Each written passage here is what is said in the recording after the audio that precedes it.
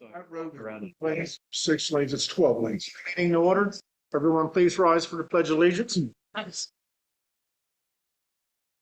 pledge allegiance to the flag of the United States of America and to the republic which stands, one nation, under God, indivisible, with liberty and justice.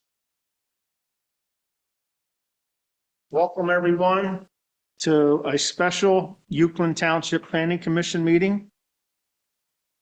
At this point, I am going to turn over the mic to Township Manager Bobby Cagle, and he will go over a review of tonight's guidelines.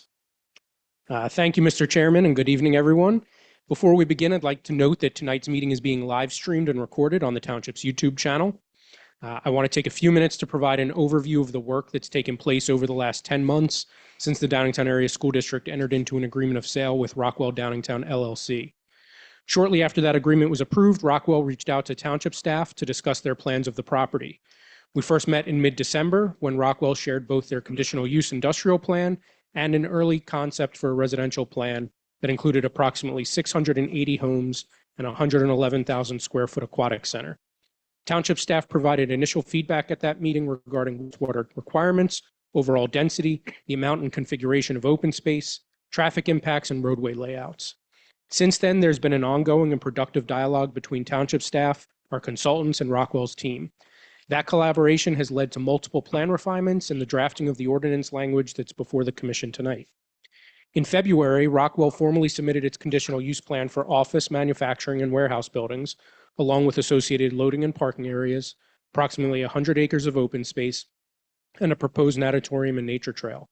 This submission was required under their agreement of sale with the school district.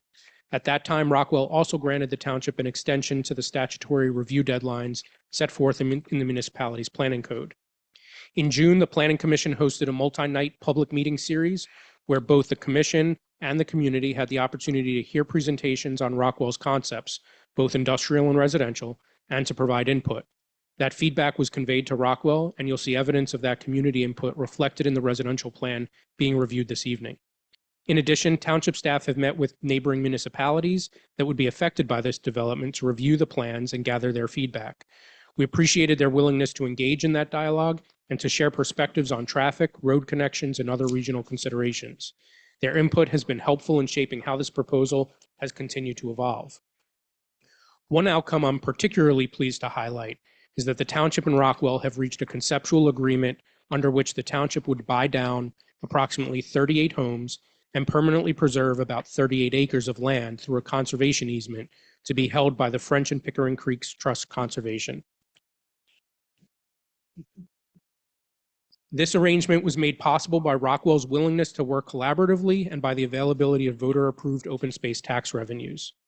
Tonight is the culmination of that 10-month effort, marking the beginning of the formal process to evaluate the proposed planned residential development ordinance and the accompanying tentative PRD plan.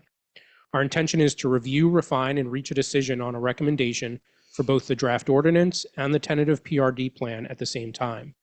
The reason we want to consider these concurrently is to ensure the ordinance and plan are aligned, allowing for a coordinated development of the overall property. We'll hear first from Rockwell and their professional consultants, followed by feedback from each of our Township consultants as they summarize their review letters. Discussion will incorporate potential adjustments, additional studies, and any further information that may be needed for the Planning Commission to develop a recommendation to the Board of Supervisors. Ultimately, all approvals will need to be considered following formal hearings before the Board of Supervisors, with dates to be announced pending the outcome of these Planning Commission meetings. Just to set the stage for tonight and tomorrow night, we anticipate that the review process will take the full 4 hours allotted this evening and may continue into tomorrow night. Once that review process is complete, tomorrow evening will be dedicated to public comment. We'll review the rules for public comment tomorrow, but just to kind of preview, they'll be the same as those used in June. Finally, I want to remind everyone that written comments can be submitted by email at lsr@uwchlan.com until October 30th. Those comments will be compiled and shared with the Planning Commission, the Board of Supervisors, and Rockwell. Thank you all again for your time and participation in this important discussion. And with that, Mr. Chairman, if it's okay with you, I'll turn it over to Rockwell to begin the proposed PRD ordinance and tentative plan presentation. Thank you.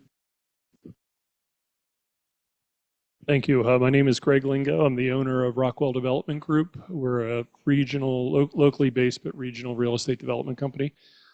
Through my two entities, we are under agreement to purchase two different parcels from two different sellers here. Downingtown School District, as well as a piece in the upper left-hand corner to enable us to connect to Haywood Drive. Bobby gave a really good summary of kind of where we've been the last year.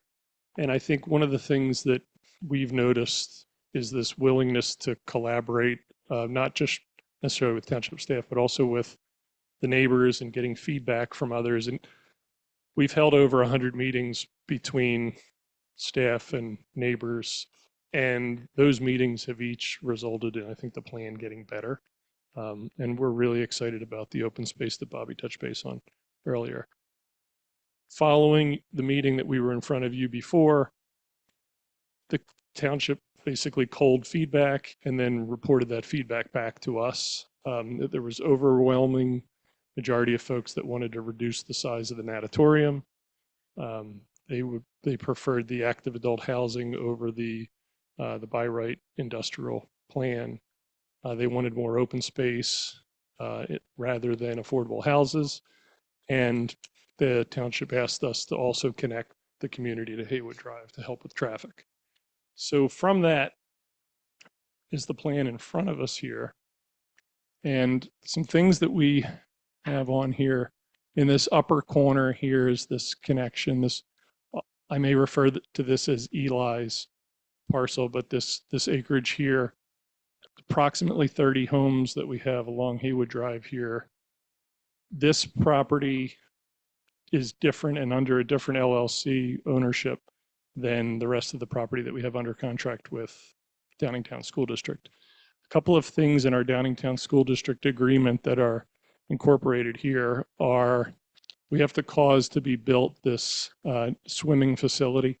We've significantly reduced the swimming facility from the first iteration to now, down from 111,000 square feet to 74,000 square feet. We've reduced the seating capacity by 33% in the building, and then we've asked the operator to eliminate anything that was non-swimming related. Previously, they had ideas of basketball courts and other stuff in there that have been removed.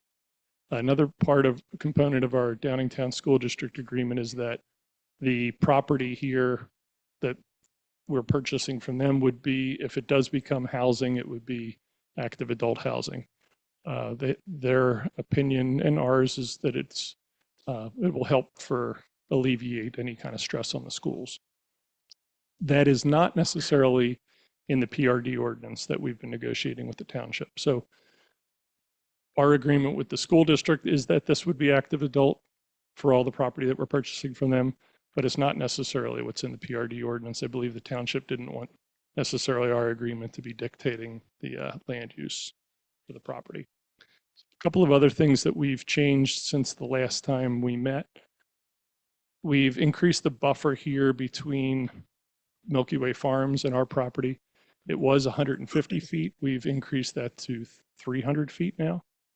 In addition to assuage concerns with Milky Way Farms, we've agreed to a deer fence running along the property here and also a vegetative berm along here.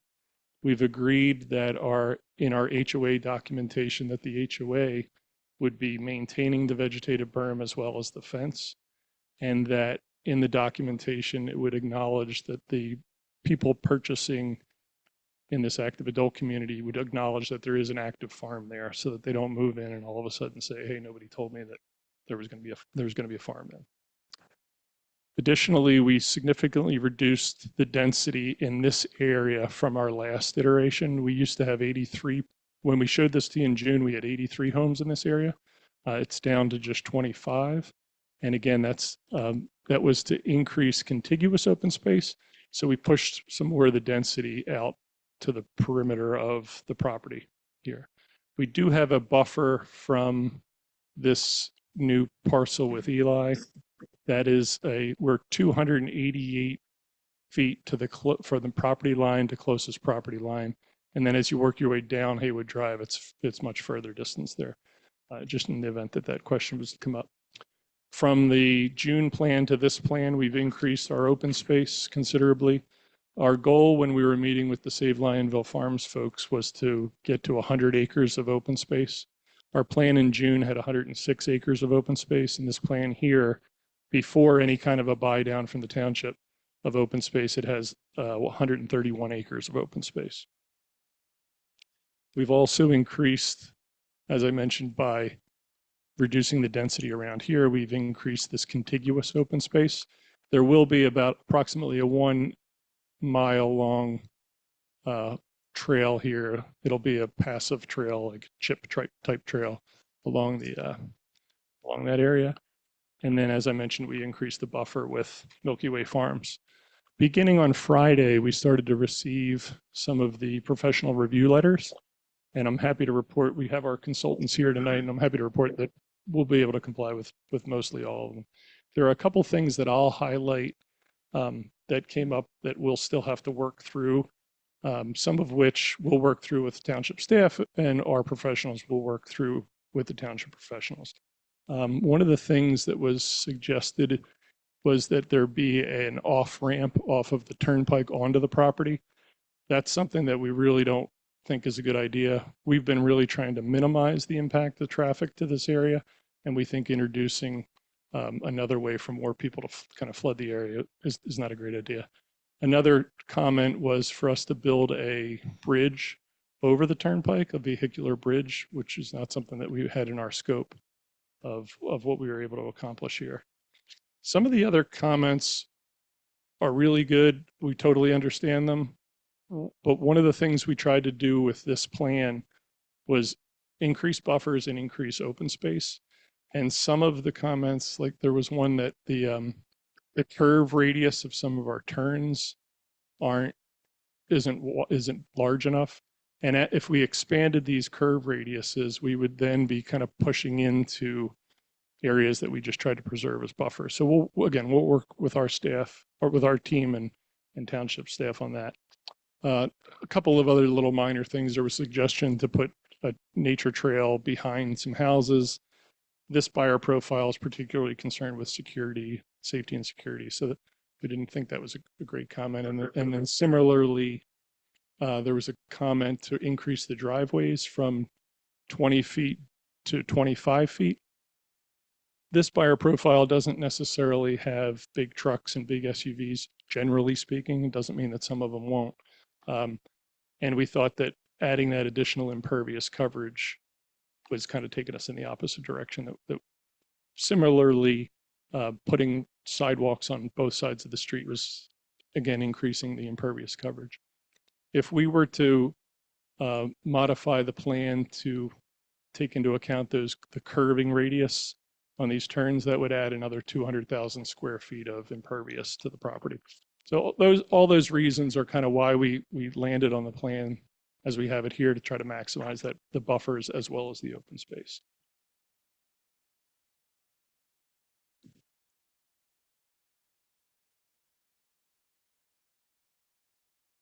I'll note that there are two historic structures. There's one kind of up here and another here, and they're not necessarily on the National Historic Registry, but we are treating them as historic for the purpose here, and we are agreeing that we are going to preserve them, fully renovate them. We've hired a historic consultant to work with the township's historic. In terms of traffic, we did receive some comments from not only Uwchlan Township, but also some of the neighboring townships' traffic engineers, and they've asked us to look at additional roads and the impact of additional roads, and we're happy to do that. So we have commenced that study. We don't have it back yet. We focused from the last time we met to improve traffic here. We focused on this acquisition of this parcel here to again connect to Haywood. I will say that in our discussions with the township about possibly preserving this whole area and not having houses here, we thought at some point we might want to take this connection here and move it up a little bit further north so that there's more contiguous open space here. But we'll work with the township on that. We have proposed in our plan that we'll be contributing, in addition to purchasing this property and connecting Haywood, and in addition to providing a right turn out onto 113 here, an additional $450,000 towards off-site road improvements. We see the tax benefits from, we had an economic analysis done on this site, and we compared it to what the by right conditional use plan would have produced from a tax revenue standpoint. The industrial plan was about $101,000 per year to the township, whereas the active adult plan that is in front of you now is $332,000 per year in tax revenue to the township. The school district receives, in our analysis, from the industrial plan, it was about $2.3 million per year in school tax revenue to now just about $4.8 million in tax revenue. The current farm does not have any stormwater management controls other than what's there naturally. So we feel that this engineered plan, and our engineer will, Rick from Chester Valley Engineers, will talk to the stormwater management controls that we're looking to put in place here that are going to control not only the quantity, but also the quality of the water. Sewer is another topic that we're happy to discuss. We were advised that there was capacity for the property and that it was in the 537 plan, but we'll work with the township and its professionals to figure out exactly which route it's going to take to get ultimately to the Downingtown plants. I didn't have any other overview, but happy to introduce our professionals. Lou, I'm going to have you talk a little bit. Lou Caligreco, counsel for Rockwell. Bobby's intro stole most of my thunder, so he set up the legal reason why we're here for a ordinance amendment and a tentative plan review. So I don't want to repeat anything. So I'll gladly pass the microphone, unless there's any legal questions, which if they come up during the course of the night, just point at me. Good evening, Rick Stratton with Chester Valley Engineers. We prepared the plans that you're looking at tonight for the PRD. Greg gave a great summary of what has changed since June. I'll also just add a couple of points here that there is a segment of Lionville Station Road that is proposed to be realigned. It's sort of the middle portion. So part of that will be realigned here. The plan also proposes an amenity space, clubhouse, pool, courts, bocce. Each residential unit will have 4 parking spaces. There's also guest parking scattered throughout the development. The natatorium has 544 parking spaces. 494 of those we feel is adequate to support the activities there.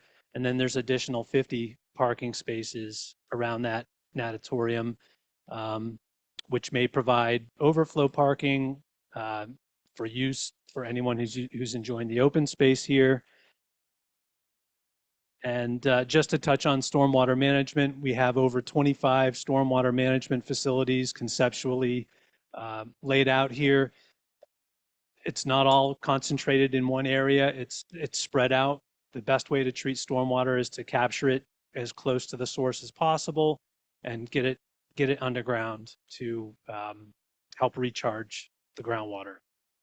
And as Greg mentioned, stormwater rate, volume, and quality will be managed by these systems. I envision that it will be a combination of above ground stormwater management and some below ground. There will be a landscape plan as well. There will be street trees. There will be landscaping proposed around the parking areas for the natatorium as required by the township code. And there will be buffer plantings along the property on the east there that abuts Milky Way Farms, and also around the rest of the perimeter of the developed tract to provide some buffering. That's in general my description of the plan you're looking at tonight. I will pass the microphone over to our traffic engineer. Good evening, Eric Ostomchuk with TPD. Greg gave a great introduction. We did prepare a traffic study that was submitted back or dated back in September of this year. Just to highlight some of the improvements, obviously the access out to Haywood is being planned now after coordinating with the township. As well, I wanted to highlight the improvements at Lionville Station Road and 113 with added capacity at that location. Any upgrades at pedestrian or signal equipment would be necessary there. As was noted, we did receive the township traffic engineer's letter, and I'd say in terms of traffic impact study comments, they're pretty typical. I asked for some additional intersections to be evaluated, which we're happy to do. One thing that is a little bit different than you would typically see is an evaluation of a more specific evaluation of the natatorium in terms of events. So we'll work with the operator of the natatorium. I know they have a couple per year, and perhaps we can develop an event plan in conjunction with your township traffic engineer.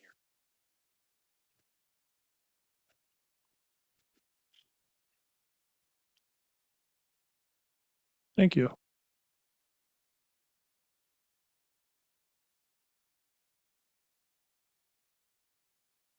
Well, where do we want to start, guys?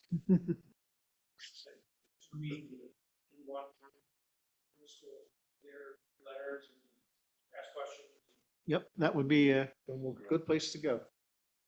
Thank you. So, good evening, everybody. I'm Dan Daly, the township engineer with Edward B. Walsh and Associates. So I had issued a letter October 10th, 2025. It was a pretty lengthy letter, 18 pages.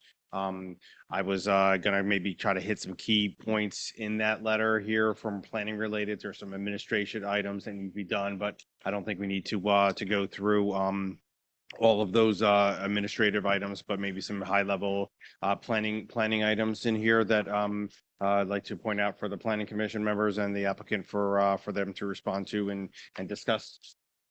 That'd be a good way to handle it here, I guess. Okay. So going through my letter here, I'd like to get some feedback here on the ordinance and the applicant's intention for the type of units that are being proposed with singles and towns, and previous applications had use of apartments in there, which I believe have been eliminated from the plan here.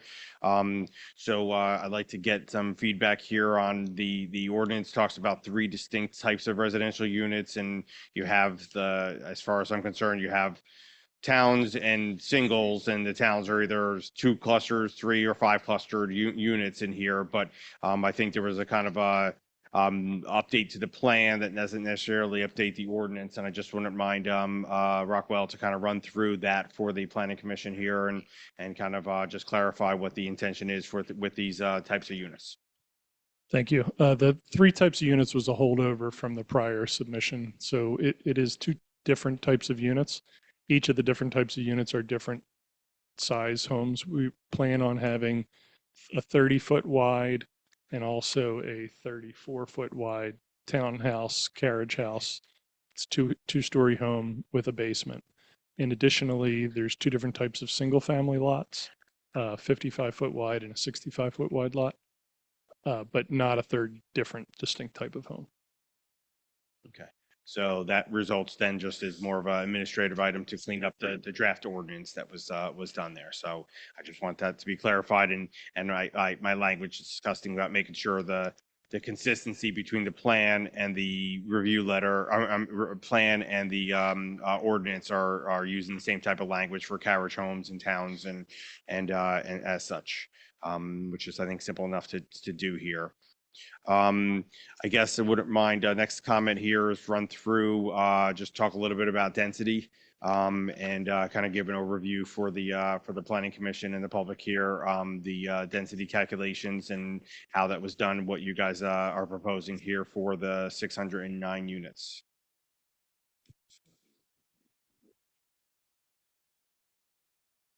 So the plan does identify a density calculation of 609 units divided by 253.19 acres, comes out to 2.4 dwelling units per acre. The comment Mr. Daly's talking about is, did we net out the right-of-way width? If we net out the right-of-way width, we're still right around 2.4, 2.5. We're still under the 3 acres of that 3-acre threshold. Okay. And that gross lot tract area does incorporate the land for the natatorium that's not obviously residential use. That land is included within that gross tract area, correct? Yes. Okay. So from a planning commission point of view here, I'm going to just run through my comments just for clarification for myself and for you guys in the public to understand this. Obviously, jump in if you hear anything and you want to discuss any of these topics, or I'll just keep moving on to the next one here. That's how I'll kind of hit these topics. Okay. The next item here is discussing about the affordable housing requirements. The original plans that were discussed this past summer here with the public and the planning commission here, there was an affordable housing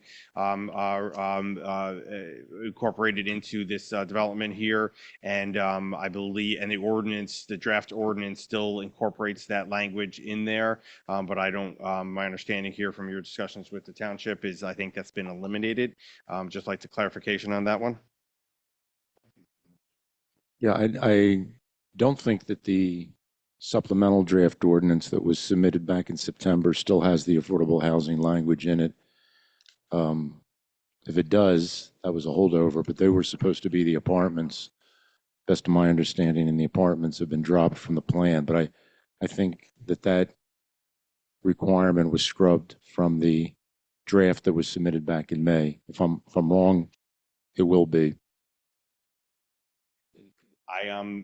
Tara's pointing out to me that her draft isn't. I might have been looking at an incorrect draft or something. I thought we were looking at the version that was submitted with the PRD plan, but okay. So if that ordinance is correct, then that's fine. I just also want to make sure from the planning commission point of view here, that was something that was previously discussed and is no longer being proposed as part of the project here. So. If you guys could provide some clarification on that whole 0 lot line provision within the ordinance, and I'm hoping that I'm not drafts is in was 511.17 of the ordinance here. These are and I guess ultimately, hopefully, I'm not looking at an older version of that here also. But if you could discuss what your intention was about the 0 lot line provision requirements, what you were thinking about with that. Oh. I might not be the one to answer this, and maybe it becomes an engineering answer, but typically with a PRD, with developments like this, 0 lot line provision simply means that each unit can be conveyed based on the footprint description itself, that there's not the suburban cookie cutter requirement for lots or yard areas around each unit. And that's all that's meant to facilitate. We've used it in other PRDs, and it just, again, allows for the conveyance of each one of these units based on a description of the building footprint itself. The rest of the, quote, yard area is would either be open space, common open space, or a limited open space amenity. But so that's the idea. The draft PRD plan here are showing lot lines on there. Is that something that you may not actually incorporate into the final design? Is that what your intention is? But you would still provide, because you have minimum requirements for single family units for yard setbacks and sides and rears and fronts. They would be eliminated here, but you would still provide those distances between units. Is that how that you would end up having? Yes, yes, that's correct. Mm-hmm. Yeah. Just an FYI, going back one step here, the affordable housing, there is still a reference to that within the ordinance. That wasn't, you removed the definition within the ordinance, but the ordinance does have a provision still listed in there for affordable housing. So, Okay, I'll have to scrub that. okay.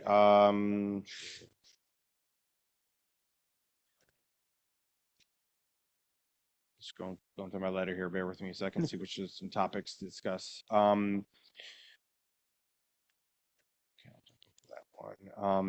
Okay, Greg had discussed earlier about our recommendation here to have a front yard setbacks increased to 25 feet. The ordinance specifically addresses that the yard setback would be 20 feet from the sidewalk area. So this isn't necessarily a front lot line. They were doing a 20 feet. Regardless of the demographic of the people moving in here, you turn around and have a mid-sized SUV and you could still be in the 17, 18 foot mark here for your size vehicle. And that would end up resulting in having to abut the front of the car up to the garage door in order to not have overhangs. So I felt pretty strongly about that, increasing that setback in order to not have these vehicles having the potential for hanging over sidewalk areas. So that was referenced in my letter on page 6 of the review here. So It's very hard to imagine what the lot size is going to look like with the house, with the driveways and the sidewalk from this. Is kind of what I'm getting from Dan. I mean, it looks, I mean, that's just yeah. Need a little bit more detail on what's going. There is a sheet within the plan set that shows a typical lot layout. And you can see where the building is relative to the sidewalk, relative to the driveway, and that is dimensioned on one of the sheets on the plan. Yeah, but it'd be helpful if it was all of those were on that plan. On the master plan, every structure was delineated, the driveways are delineated, the sidewalks are delineated. We envision doing that with final, so that's why we showed typical lot layout on the tentative plan. I think a lot of us are visual learners and we might need to see and understand how dense or how not dense it is. Without having those buildings on there, there's no way there's just box that doesn't mean anything to us. Okay? Understood. Okay. Making the driveway 5 foot longer is only 1.36 acres total for 600 houses. It's only taken up another 1.25 acres total to the project. So I can't see how that would impact it to any large extent. We're happy to make them 25 feet, the driveways. It was our suggestion to do the 20 in conjunction with some of the other things that were suggested in order overall, an acre here, an acre there does contribute to more impervious. That was our thought process, but we're happy to make them 25 feet. Mm-hmm. And that's being handled in the stormwater management systems. Any additional impervious coverage. For sure, but Right. but it's less screen space. It's driveway. It's not like we're taking away acreage. You're taking it from the lot. Yeah, absolutely. We're happy to do that. Next item I had on my list here was jumping over to the indoor recreation facilities area and bulk regulations. Just want to discuss here with the planning commission and the public the height of the building was kind of a big item here. It was a 52-foot high structure here for that natatorium. I don't know if that's what you think it's going to end up being here, or if that's just kind of a placeholder, a maximum that it might be here. But that's what is being proposed here as part of the area and bulk regulations within the draft ordinance. Is that determined here at this point here, Greg, or is that is that kind of just a Yeah, guess? our operator has asked for that height for their use.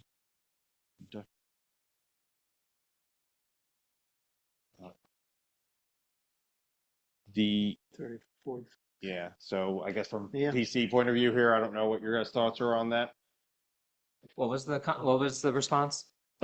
52 feet is what our operator of the aquatic center was looking for their total height. What's the height requirement for upper like stands they put in? Like, I'm thinking pools usually, you don't raise pools too much. So. Yeah, I don't know specifically. Will they have diving platforms? Not some, but not the highest. Not 10-meter Correct. platforms.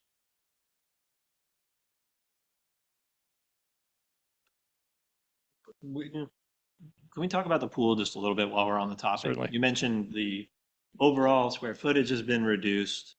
Non-swimming related uses like basketball courts, you said were eliminated. Yeah, if you recall, in the spring, one of the members from Phil Aquatics came to Yeah. present kind of their grand idea of what they were looking to do here. The feedback was overwhelming that that's not what the township wants. So we've forced them to scale it back to what is the smallest building that they could still operate successfully with. And that was that 74,000 square feet. Okay. Is that still a 50-meter pool or has that been reduced? I don't as have well? that answered. It's more than one. Last I've read was 66 meters. Yeah. Well, Yeah. That's the 5-footer all the way around. They put bulkheads in it so you can move it between a 50-meter length, but the bulkheads recessed in the sides, or you can put them in the middle and you get two 25-yard lengths in different directions. I'll have that answer for you. Okay. Going back to Dan's height, I mean, I think we'll need a clarification on that and see if they can lower to 35 feet. And if not, what's the rationale behind? Correct. And the other question is the 544 spaces. And is that going to be full once a year, twice a year, 100 times a year? And understand that if an event ends and everybody's leaving at the same time, 2 miles of cars, the road's only a mile long. Yep. Any events, they're going to need to have a traffic mitigation action plan submitted to the township. The size of the parking was dictated by the square footage of the building. So, Understood. so not necessarily the use. Well, when they were here before, when we were in the high school or Mhm. elementary school, wherever we were, church, he was talking about 1,200 people attending an event. Yeah, that's no longer possible in the facility after we shrunk it up. So with the parking requirements in here, I guess I think that part of the traffic study and information, I think just needs more information about that. My recommendation to the planning commission is asking for that more information to be provided about how these events are going to be operating that ties into the traffic end of things here, and just providing that information to help the township understand the use. I guess from a daily use point of view here, you're going to end up using it for the school district, for the swim events here, on a daily use, open to the public to basically become members of this. More likely than not, that parking provided here is going to be sufficient for the daily use. It's just a matter of dealing with those event parkings. And I think, as you discussed earlier here, is providing that what type of events and number of events and the parking needs for those events is going to be important here for the township to evaluate whether or not that provided parking is going to be sufficient for this use. Plus not just the parking, it's coming and going of everybody. If there's an event, everybody comes and goes at the same time. Correct. So it's the whole traffic issue. Which will jump in obviously pretty heavy into the traffic. So Is is part of the function of the natatorium to offset the burden on like LCY and some of these other swim facilities? In other words, would there be high school teams? Because right now there's like both high schools swim at the Y. Are we talking about having kids come in for practice at 6 a.m. like three? Yeah, four the times a idea week? was that the Downingtown area school district children would have priority lanes in Right, this facility so that the school district had a place for but their it's kids. swim team practices, Correct. so those are pretty AM practices typically. Well, there's AM and after school. Just wondering if it's like on the radar of. That was our understanding that yes, it'd be used daily for the school students. And I don't know, are the students required to get there on their own in the mornings? Or are they showing up in buses in the morning? I don't know how that operates from a school team practice and such. Here for that end of it. But yes, this would be like people coming first thing in the morning before school starts for their practices. So that would be traffic would be coming in at those times. So. So the school doesn't. Well, we're talking about the pool still. Greg, you used a term of art, cause to be built when referring. Correct. Yeah, to we're the not going to school. construct the building. We're Right. going to dedicate the land. We're going to essentially donate the land to the Phil Aquatics group, who is then going to construct it and then manage it. It's not a business that we're in, and we really don't know much about it. We were able to confirm since the last question there that it will be a 50-meter pool. Okay. I don't have the answer on the height yet, but I'll get back to you. Sure. I noticed too, in some of the drawings I looked at, I think the natatorium construction was planned for, I think, phase 11 of the process. I might be wrong on the number, but later in the process. And you're causing it to be built, meaning you're allowing somebody else to build it. I mean, are we looking at a scenario where we build 600 homes and we don't have a swim facility for the schools? So Because part it of, doesn't sound like you're taking responsibility for building it, which I understand. yeah, we have because to it's make not sure the it gets, business. we have to make sure it gets built as part of our deal with Downingtown School District. Is there a that time limit? that property, we have in our agreement with Downingtown that we will purchase the property in 3 tranches, I would say, 3 takedowns. And that part of the property will be taken down, but in the second purchase of property from them. And then shortly thereafter, we'll be donating it to the Phil Aquatics group. Okay. And is there in the agreement with the school district, is there a time by which that facility must be constructed? and There's not with the operational? school district, but there is with us and Phil Aquatics. Okay. So if Phil Aquatics isn't able to generate are they required to finance the construction, or are you financing it? They are. Okay. So if they're not able to finance it, what does that become? It's their responsibility in our contract with them to build it. So if they're unable to, we would have to get someone else to do it. Okay. Like, then- I guess what you're saying, like, is there going to be money in escrow? That way there's guaranteed funding for the natatorium. I don't know that anybody's going to be posting the cost of construction in escrow. Okay. You were just talking about 3 phases. So you're buying the land at 3 different phases from the school district? There's 3 different takedowns with the school district in our agreement of sale. Okay, Correct. so how does that construction fit in with your buying? I mean, you The want to buy, you still going to own it all before you start construction? Or are you going to do it in phases? We're going to build in phases. Yeah, we wouldn't build the 600 homes in one time. Gotcha. Okay, so then how are the phases going to affect the roadways and all that? Is all that going to be sewer and roads and all that will all be put in before?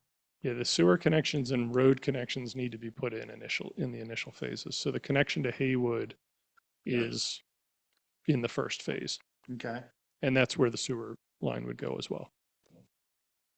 Have you developed a CPM for this with day 0 to day whatever for all of this work? We don't currently have that set up. No, we have our agreement with with the school district is pretty prescriptive in terms of Yeah. I read when it. we have to buy different sections and how much acreage is Right. developable and not developable. We've worked out with the school district in a recent amendment that they will allow us to essentially put some improvements on land that we haven't yet purchased. It only makes sense if we're connecting the sewer here and the road here, that maybe even though we haven't bought this little piece here, but we still should connect the road. So there are improvements that we'll be putting on property we don't own yet, and we've worked that out with them. But we haven't figured out exactly which lots we're purchasing yet until we get through the preliminary plan. Right. Are you at some point going to be able to share with us your CPM For sure. project? Yeah, and I would say that would be when we're in front of you for final.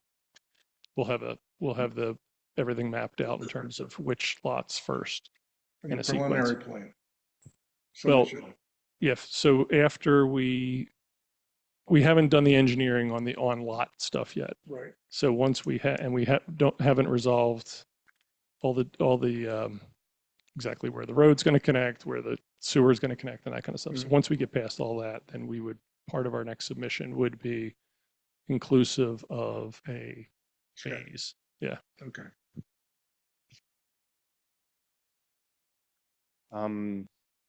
Can you talk a little bit about the parking and the shared use parking and the natatorium? I think, Greg, you briefly discussed it.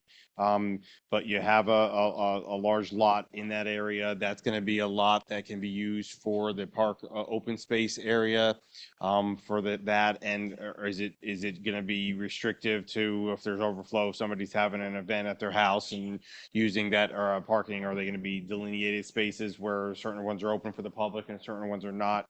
What your thoughts were on that would be helpful. Yeah, all of this parking would be open to the public. We also have public spots located within the community. Some of the feedback that we received from prior meetings was there are areas at the end of cul-de-sacs that we have parking, and that is so that the public can come and park and then enjoy some of the recreation space. So there's a parking spot here, and then there's some parking spots up here also that people could then jump on this trail. The idea here with these parking lots would be that they would be duplicative in nature, that, maybe during the morning, some of the high school students are using them for swim practices, but then any other time during the day, anybody could park there to access the trail system. Yeah, I just think it's important not to restrict those spaces for if they're not being utilized, that the public could use them or the community could use them if they need to have that. So I don't think they'll be used on a regular basis to be filled. I thought we discussed in June that top right corner was not really accessible. Like it was not space that it's open space, but it's not recreation space. Correct. So that upper right-hand corner is a lot of constrained land. Those brown colors are. I think we should label it as recreation. It's not recreation area, right? Mm-hmm. Yeah, I mean, so it's open space area that the question would be is, are you gonna have that open for a public to go in for a nature walk through that area? Right. And I guess one of my comments down here below, I do have some topics to talk about open space areas, which I guess we can roll into right now, is talking about this open space, and the everyone kind of ran through a little bit earlier about the central area of the site being conserved land and such, but and Greg mentioned the length of your walking trails throughout the community here, but I guess from an amenity point of view here, if you could kind of other than walking trails, what other improvements are kind of proposed here, if any, and what does looking for the planning commission to provide any feedback here to the applicant and to the township staff here too, to what you're envisioning this open space to be utilized for, and if you are looking for more than just passive recreation here for things, and that upper right hand corner, the northeast corner here of the site is constrained lands, and this is something that you'd look to try to restrict access into here and not have that open for the public to be able to go for a nature walk through the wooded area. The plans do not show walking paths to be cut in or built within those within that northeast area. And then it's a question is if it's inappropriate for people to be walking back into the green areas, not necessarily the steep slope areas, the brown areas on there. Is we want to end up restricting that and not have that accessible here for the public to enter. So Right, that's a good question, because people go walking in there, they're going to end up on Matthew's farm and falling down a hill or something, and then, they're on property that they shouldn't be on. We're happy to remove these parking spots and then not have this accessible. Well, the parking spots is one thing, but you're still talking about people, people start going out their backyard and start walking, now they're no longer in just public land or what's owned by the HOA. Now they're on private property. Well, we do have the 10-foot deer fence that Those we're are running something the whole Okay. length of this property line here. Oh, it goes all the way All the around. way, all Around the the way, Matthews- all the way around the there. Matthews. Okay, Yep, I that's just the way. thought it was right along that main stretch. You also have a pipeline easement through their Texas Eastern Pipeline, which you're not allowed to cross That's correct. with Yep. any permanent structure. Yep, and we've avoided that here. Right, so I'm saying there's no access to that further parcel, that rhomboid shaped parcel, because you have to cross the pipeline. Yeah, we're happy to restrict this area from people going back to it. Restrict how? However, the township would like us to. I would assume fencing and signs. And that's feedback from the planning commission. Is that something you guys would like to incorporate into this project here for them to do? And whether, I mean, if people want to get in, they're going to get in there, but you could end up discouraging them by putting up signage saying, whatever, private land, no, whatever. I don't know exactly how we would do that, but if that's something you want to incorporate in and not have that accessible to the public, then that's fine. That's something we'll need to discuss as a group, Okay. how we want to handle that, I believe. I would say not take away the parking Yeah. spots because parking's already going to be an issue here all in itself. But yeah, I would put up some type of signage to not promote movement beyond. We'll jump into, I'll wait till I get to that section about the parking, the cul-de-sacs and prohibiting that and snow Okay. removal and all that stuff. But we'll get to the spaces, parking spaces a little bit. As far as the remainder of the open space here, it's pretty much going to be preserved land. It's going to be some walking trails, which I believe are noted as stone walking trails, not paved. Is that correct here? Right? Chips rather, not stone. Chips, Yes, wood chips. yes. Okay, so that doesn't make it ADA accessible here for that end. So I think that's something here that look for some feedback from the planning commission here. Wood chip paths are not ADA accessible. You can still build stone paths as ADA accessible. Yep, and we wouldn't be permitted to do any kind of impervious pathway system through this environmentally sensitive area, and that's why we proposed the chip trail. Yeah, you actually can put in those within that area here. We have a nature preserve that we're working on right now over in another municipality here that we're doing a stoned ADA path very close to the wetlands and watercourse areas here. So there is possibilities to do that. There are opportunities here.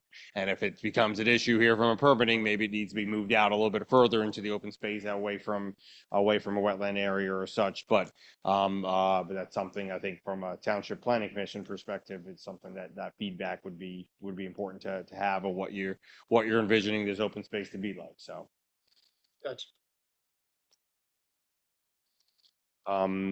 Open space areas here, right now, they're pretty much, well, this is all color coded, but there was an open space plan and the original, plan said here that showed where that open space was measured.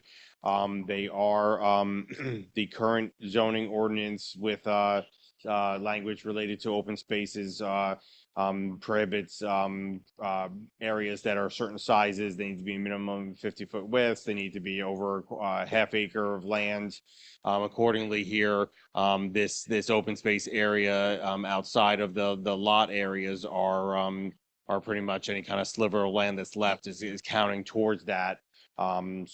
Just get that feedback here from you guys. Are you happy with your open space areas? What's being provided within this area? They are protecting the natural resources to the greatest extent possible by minimizing steep slope disturbances and minimizing the impacts to the wetlands and watercourse areas here for this. I guess just any feedback that you guys have with regards to the open space. How large is that area, Chair? The whole open space? Yeah, that up in the top there. The whole, Yeah, that, the northeast corner up there? yeah, that northeast. Yeah, I don't have that broken down here, for what that land ends up being up in there. 17 acres. How many acres was dedicated to open space total? We have a total of 131 acres of open space. 57.68 acres of it is common open space. And I think, Tara, would you mind putting that attachment up? I think we have that open space. Yep, here we go. So we have different colors. Bobby, is there any way to blow that up? All right, so the green, Shows the unbuildable kind of this green business. crosshatched area is common open space, and the blue is this passive open space. Dan, forgive me, but I really don't think we can put paved walking path in a riparian buffer area per the DEP, but happy to double check that. Yeah, that we can have a discussion offline. You are permitted to do that. Okay, great. Is a use that's permitted within that area. So we're doing that. Okay. Now. So can you clarify the difference between common open space and passive open space, and also explain how stormwater management systems are included in so-called open space?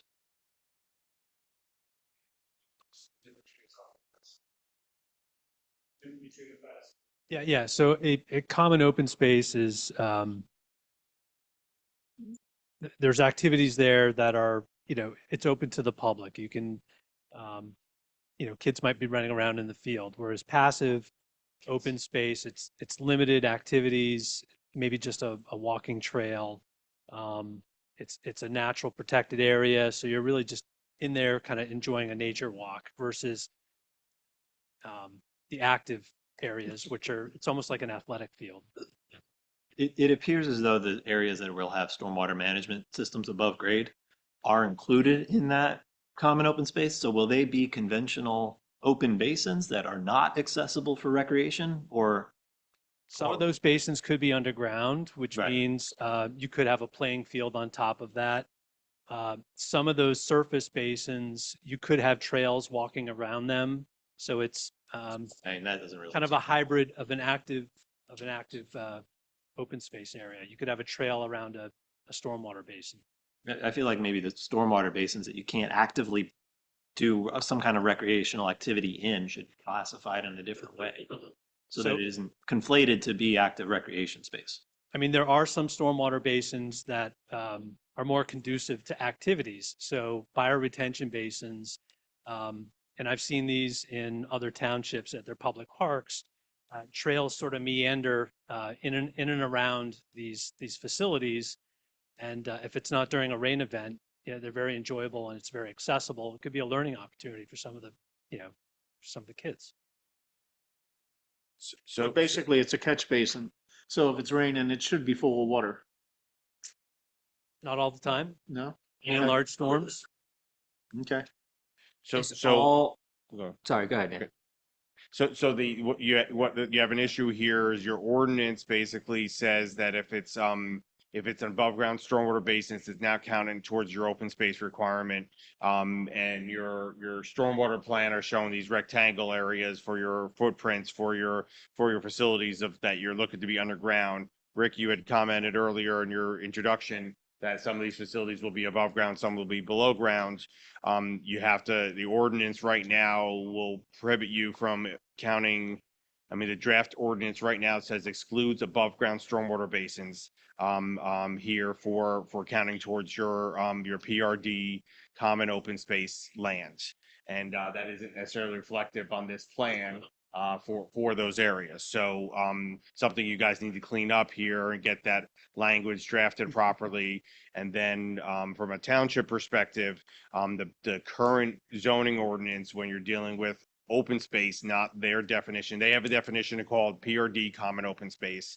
The township current open space for other open space projects that you've done throughout the township, it says that allows for stormwater facilities within open space only if they're specially designed to serve as a recreation facilities, a pond with the trails or a basin designed as a play field here for a thing. So just I guess if the planning commission is so inclined to give some feedback, whether or not you want to count these above ground stormwater facilities as part of your to meet the requirements of that PRD common open space here for things. And you're heading down that path and you're going that. I just want to tie that back to the current ordinance and the existing the existing ordinance, the draft ordinance being submitted and the current zoning ordinance.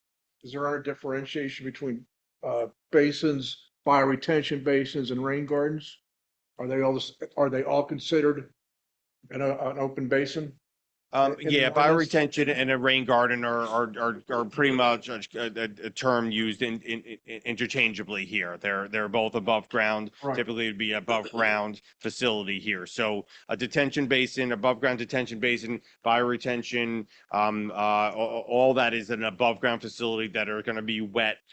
You having a subsurface bed, you end up having there's a large bed underneath the Target park off of Dallin Forge Road. You built, I mean, you don't see it. Nobody knows it's there unless you're one of the township maintaining it or when it got built for things. So you put below ground facilities and you can have that as open space and most people won't even know it's there. But if you have an above ground facility, that limits what you can do in those areas from a recreation point of view. So I just think that there's a hole right now in the ordinance for the plan for what Rick's saying about some of these facilities being above ground that needs to be cleaned up from an ordinance point of view, and then feedback from the planning commission if you'd want to turn around and say, hey, if there's an above ground facility, kind of stick with that language within this PRD ordinance to say that you can't allow stormwater facilities unless they're specifically designed to serve a recreation function. That's how I feel. Okay. I mean, just a generalized question, is all stormwater from this property going to be treated on site? I'm And sorry. Is all the stormwater on the property going to be maintained on site? None will Yes, be- all of it's going to be None's treated. requiring to be transported off site. Correct. Is there a way, so we have obviously, the EAC is concerned with Pickering Creek as this is like a headway for the entire creek area. And we have stormwater basins that I presume are going to infiltrate into the local surface water and groundwater. Groundwater. Correct. Is there any way to shift some of these basins? That way, if there is those high rain events and there's large overflow and it's just gonna go at the whim of, Mother Nature at its best, to move these to maybe that lot you referred to as Eli's lot, like back here in the wooded area? Is that an option? It may require more woodlands removal, but I will say the township ordinance requires us to put this water underground so that there is no discharge, or the discharge after development is equal to or less than what it is today. So Okay, the ordinance already takes care of a lot of this. okay. But in your stormwater description, your pre and post is based on a 24-hour discharge for a 2-year storm. Your calculations are based, that's what it says on the drawings. Well, the calculations are based, the conceptual stormwater was designed based on loading ratios, but the code requires us to take the 10-year storm down to the 2. And that's what we're going to do with our stormwater design. We will meet the township stormwater ordinance. Okay. So back to the dealing with the open space areas. It sounds like, I mean, there's some of you guys were saying that, hey, if they're above ground facility, that the ordinance should address and try to mimic that current zoning ordinance that's saying that stormwater facilities within the open space only if they're specifically designed to serve as a recreation facility. Kind of mimic that language from meeting that ordinance point of view. I believe so. I believe everybody feels that way. And that's kind of was going to be my next question, which is kind of what is usable open space and what is unusable open space? The catch basins, the creeks, the swamps, the wooded areas. I mean, it all looks good. We got 100 and some acres of open space, but is it usable? Or is it just? And I think that feedback of what you want to use that for. So when the comprehensive plan and the township official map, we had designated portions of this land as part of a park facility here. Right now, it's basically open land area here with some walking trails. So what are you? I mean, Rick mentioned about areas for kids to play. This is a 55 and older active adult community here, however they're referring to it here with the school district. You're not having fields to play in here for these areas. But is there a need? Do you want more usable land? Do you want, I mean, Rick mentioned fields. I mean, are you looking to turn around and I'm not called from the 55 and older group here myself right now and still consider myself active and whatever. Do you want to end up having areas incorporated into the plan for leveling out land areas for fields and what you want that open space to look like? Right. Because right now it's walking trails in along some of the around the area, which is great, which is a big plus, and a lot of people will utilize. But that's something, I guess, just some direction from the planning commission to the applicant of what you might be looking for, and whether you want to mull it over tonight, and we'll be back here tomorrow night to share that, or if you had some feedback now, it'd be great to share. Go ahead. 55 and older, people love to have grandchildren. Having a place to play, so that feels natural to me. Well, that's a good point too. My other point though, too, with the parks and the open space, who's maintaining it? Is it township? Is it another burden on the township, or is the HOA maintaining it? We've agreed with the township that all of this open space would be part of the HOA, and it would be the HOA's responsibility to maintain it. We've started discussions with the township specifically about not having any housing,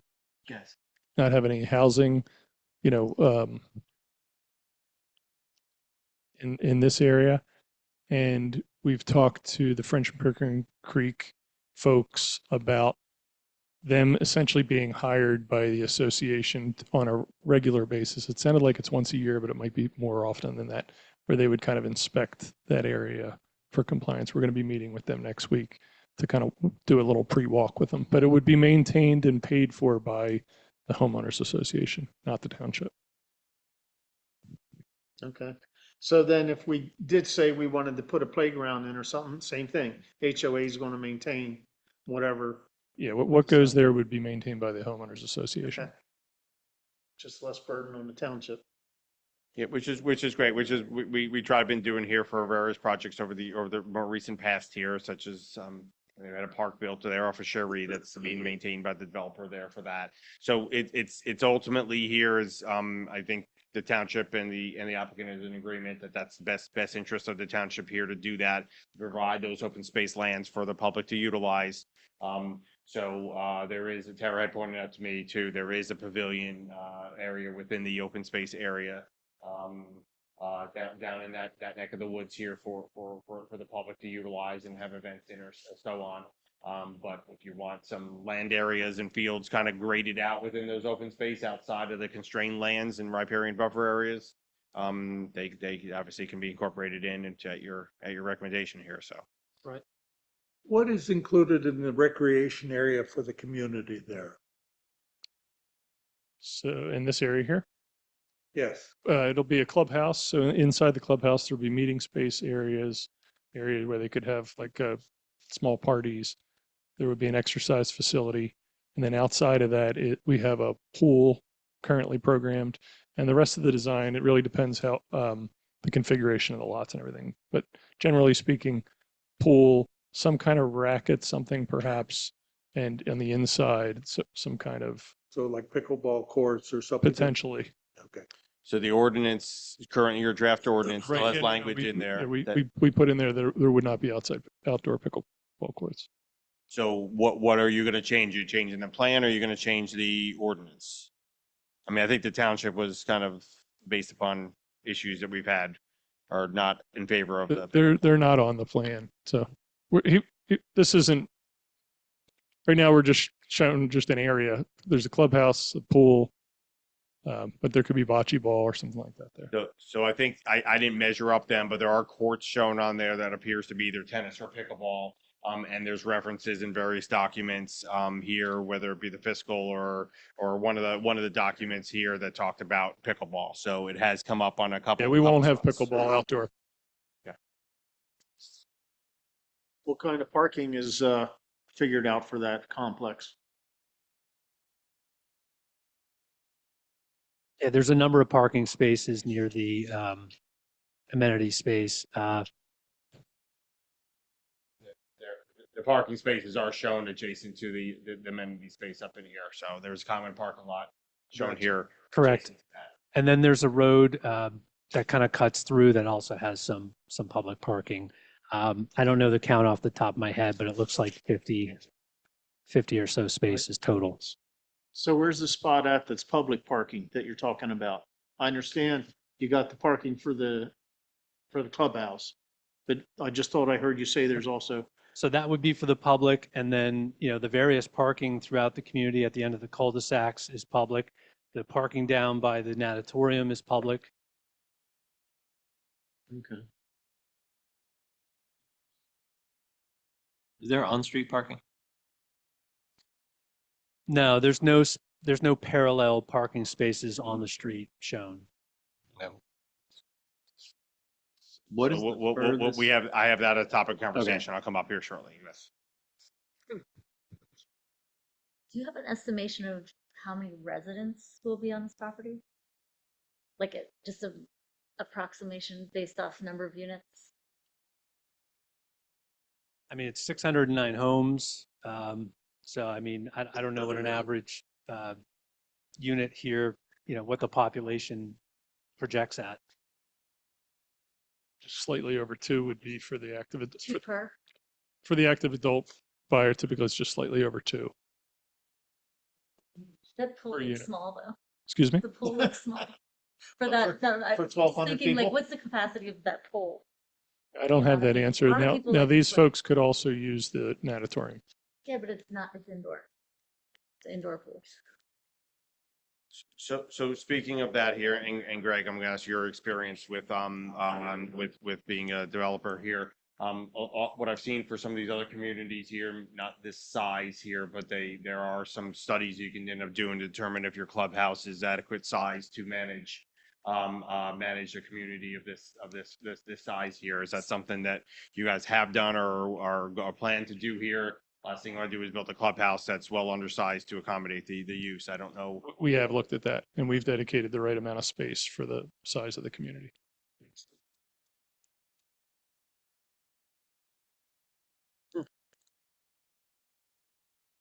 Well, you're talking 1,200 people, correct? There could be- 600 yeah, it units could be times 12, 2, yeah. that's 12, okay. Okay, I see where Dan's coming from with that, I mean, not that everybody's gonna go to the Oh, pool. yeah, at but the there's same never time. a situation where there's an event that. Well, yeah, I know, everyone you're not goes to, gonna have yeah. 1,200 people at the pool at one time, Correct. but you're gonna have more than 40 or 50 sometimes on a hot summer day.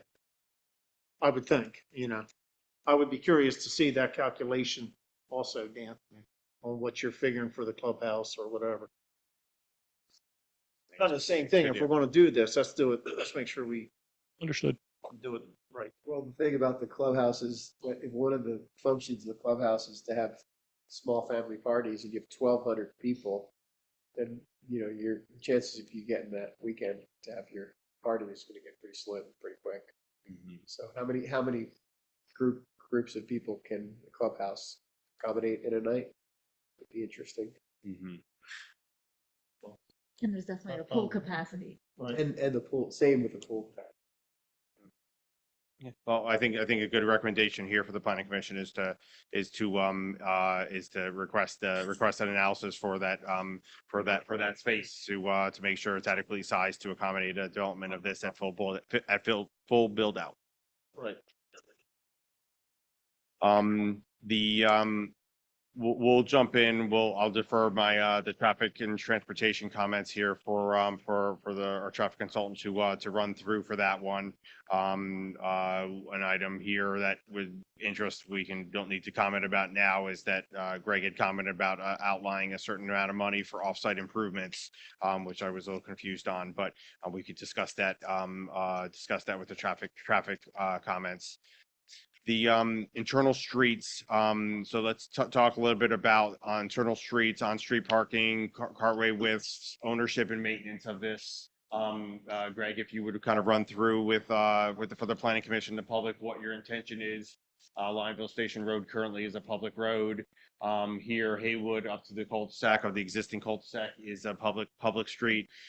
So what your intention was in your internal street network and public, private streets and so on, to start with that and then roll into discussion about the cartway widths and on-street parking and so on for within the community here. So ownership and maintenance, what's your plan for the roadways? So right now, all the cartway widths for the internal streets are, So can we just talk about the ownership first? Ownership and maintenance, that's the first part of that. Who's only maintaining the roadsway throughout the community? so we're envisioning they'll be private. Okay, We're open to dedicating them if the township would like them, but at this point, we're intending them to be privately owned. so and Lionville Station Road would be still maintained as a public road? That's not gonna turn into a private, I would assume? Correct. That would remain a public road. And then what would Haywood, how would you manage Haywood? Yet to be determined. Again, we're open to discussions about the ownership of that connection point and especially the crossing east to west from Lionville Station over the creek. Haywood right now, the current Haywood is a public road.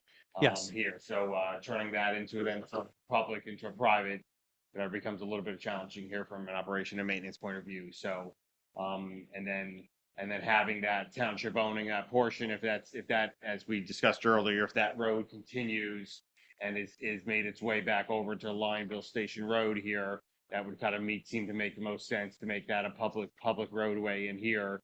And then, because if you make this public and then everything else private, it just makes it a little bit of a challenging from administration point of view. So we can have that discussion offline. So then comes your roadway widths discussion here. So your plan currently shows both 24s and 28s in various locations. Is that the intention here for the roadways? Most of the internal roadways are 28 feet wide. There are some exceptions where we do have some 24-foot wide areas. The cul-de-sac in the middle, that street is a 24-foot wide. I don't know if Craig, if you could point the laser to that.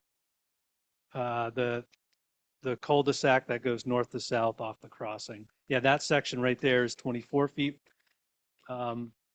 There are some small portions by the amenity space that are only 24 feet wide. The north-south connections on either side of that are only 24. And then there is a U-shaped portion across the street from the natatorium that is also 24 right there. The rest of the internal streets are 28 feet wide, cartway width, and there's no parallel parking envisioned on any of those streets. The guest parking spaces are all perpendicular parking. So 28-foot wide cartway with typically from an engineering point of view here, I'm sure you're aware of this, Rick, here is a parallel parking space is an 8-foot wide parallel parking space, and you end up having, you would result with a 20-foot cartway, which is passable with two vehicles. And we have that in many locations within the township here currently right now. And that would accommodate on-street parking here for that, which would give the opportunity for as much as you commented earlier about 4 parking spaces per unit. We all know that garage spaces aren't necessarily used as a used for parking vehicles, and ends up being a storage area for many vehicles. So you end up resulting in either 2 or 3 spaces per unit when you have places in your garage used for storage of bikes or whatever you're storing in your garage area.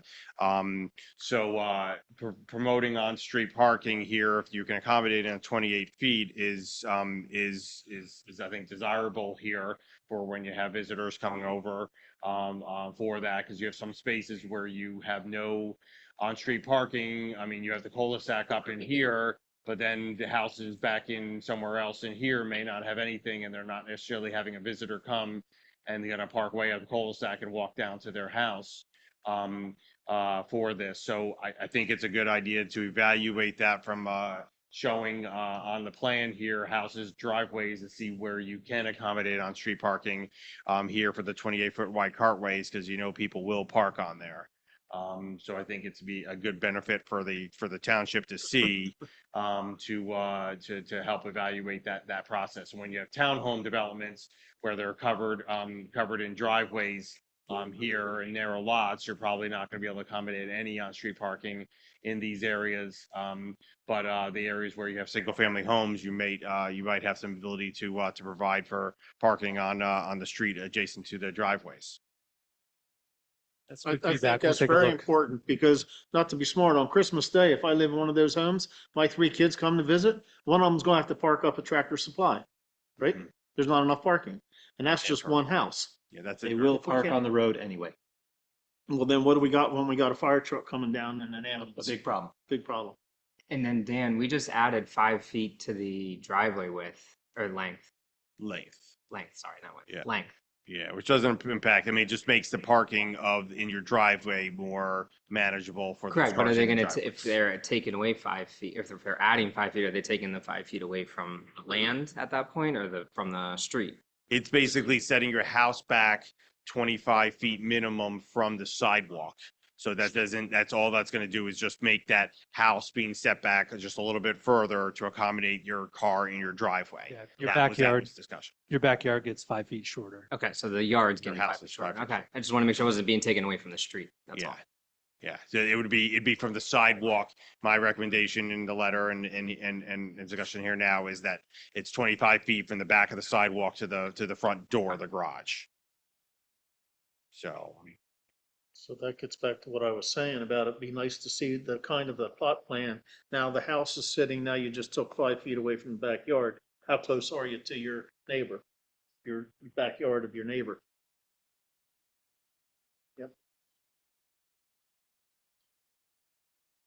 Is there a plot plan?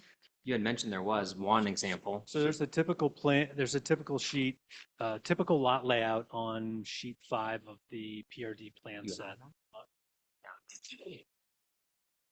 so ultimately here, that just shows a typical configuration for a lot. So where my mind is that if you're end up showing a box on here, it doesn't have to be the house you're gonna build, but show the maximum footprint of the house that you're gonna fit on here, plus a driveway, to then see where this driveway is in relation to that driveway next door, to actually see if you can accommodate, because you can't do on-street parking if there's 2 driveways next to each other. But the ability to see if with this house layout, whether or not the single-family units, are there going to be enough to fit 1 car in between the 2 driveway areas to do that? And maybe it's going to turn out to see that with the size, the narrowness of the lot, you don't end up accommodating that for the width of the lot to be able to accommodate on-street parking. But in the absence of seeing that as a whole, it's difficult to assess and make determinations if there's going to be issues. So.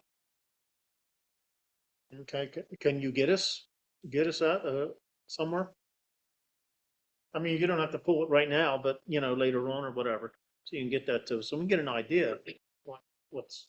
Yeah, we What we we're can take a talking look at that. That's a good point. I think, at the narrow carriage homes, that on-street parking is hard to accommodate. But for the singles, I think we can accommodate it.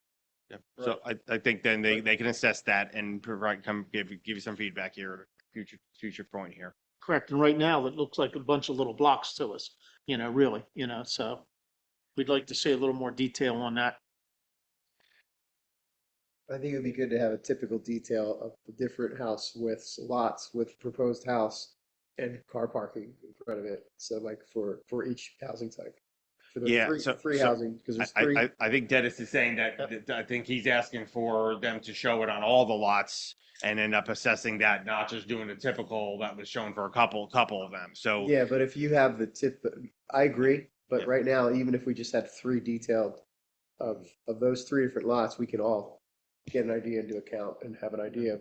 Because you may find that like on the orange and purple houses, you might not be getting any parking. correct, because the driveways are That too would close. be really useful just to see that. Yep. That's just, that's a lot less work. That would tell us a lot than a full detailed plot plan. Okay. Moving on here, just in effort to keep things moving, I'm going to skip over the street design compliance items here. That's just information that needs to be addressed here. Emergency access kind of ties back into the making sure turning radiuses can be accommodated for vehicles and so on. The cul-de-sacs. So let's talk real briefly about cul-de-sacs. So there's a number of cul-de-sacs here within the community. There's one area back in, where am I at here? Where was the dead end? I guess a dead end over here. This wasn't listed. It might be shown on this color rendering as a cul-de-sac. This right now is a parking lot area, and it doesn't actually have a turnaround area, so it's kind of a dead end street without a cul-de-sac here for this. And you have houses in this area that are going to need trash service stuff. So this was a concern of mine right now. There wasn't an adequate turnaround area this because it wasn't shown as a cul-de-sac. But it was trying to accommodate additional parking, but again, just how this configuration is, it doesn't meet the township code here for things. So we left that, that area as a future emergency exit right there. That was the intent rather than a cul-de-sac. Okay. Couldn't a cul-de-sac serve that function as well off the end of it? I suppose so. Cul-de-sac anyways. You still need the cul-de-sac anyways. It sounds like if you're telling us to put a cul-de-sac there, that's what we'll try to accommodate. But I'm explaining that this was just an Yeah, I emergency saw exit. that on the other plan, yeah. Well, what's right there? There's a building right there though, isn't there? I think. Parking lot. It's a parking lot. Behind the building. Okay. Yeah, What's that? correct. Yeah. The ordinance currently restricts parking in the cul-de-sac areas, here as is there. I understand the benefit of trying to provide as much parking as possible. I think we should probably have a discussion with the, I guess actually private roads, so the township's not gonna be maintaining these areas, but the end of the cul-de-sacs are typically an area for piling of snow up at end of areas, and just making sure that emergency services can get around and not conflicting with vehicles. But the ordinance currently doesn't permit parking in the in cul-de-sac areas. So I don't know from a planning commission point of view here, if you have feedback. There's not a lot of cul-de-sacs. We're basically talking about one which may be eliminated if that extends out to the Lionville Station Road. We have one up in the north corner here, and then we have one down in this location and potentially a third over in here.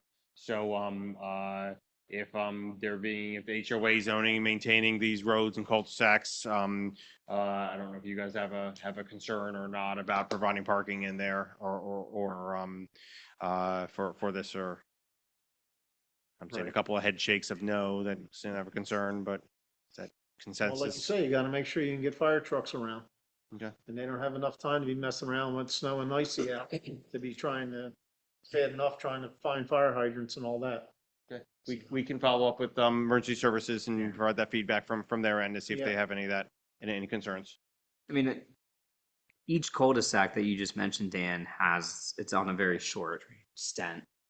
So a fire truck could easily just back up out of it too. I don't think they need to utilize the cul-de-sac. Mm-hmm. But I see what you're saying. Yeah. You'd use curb or gutter?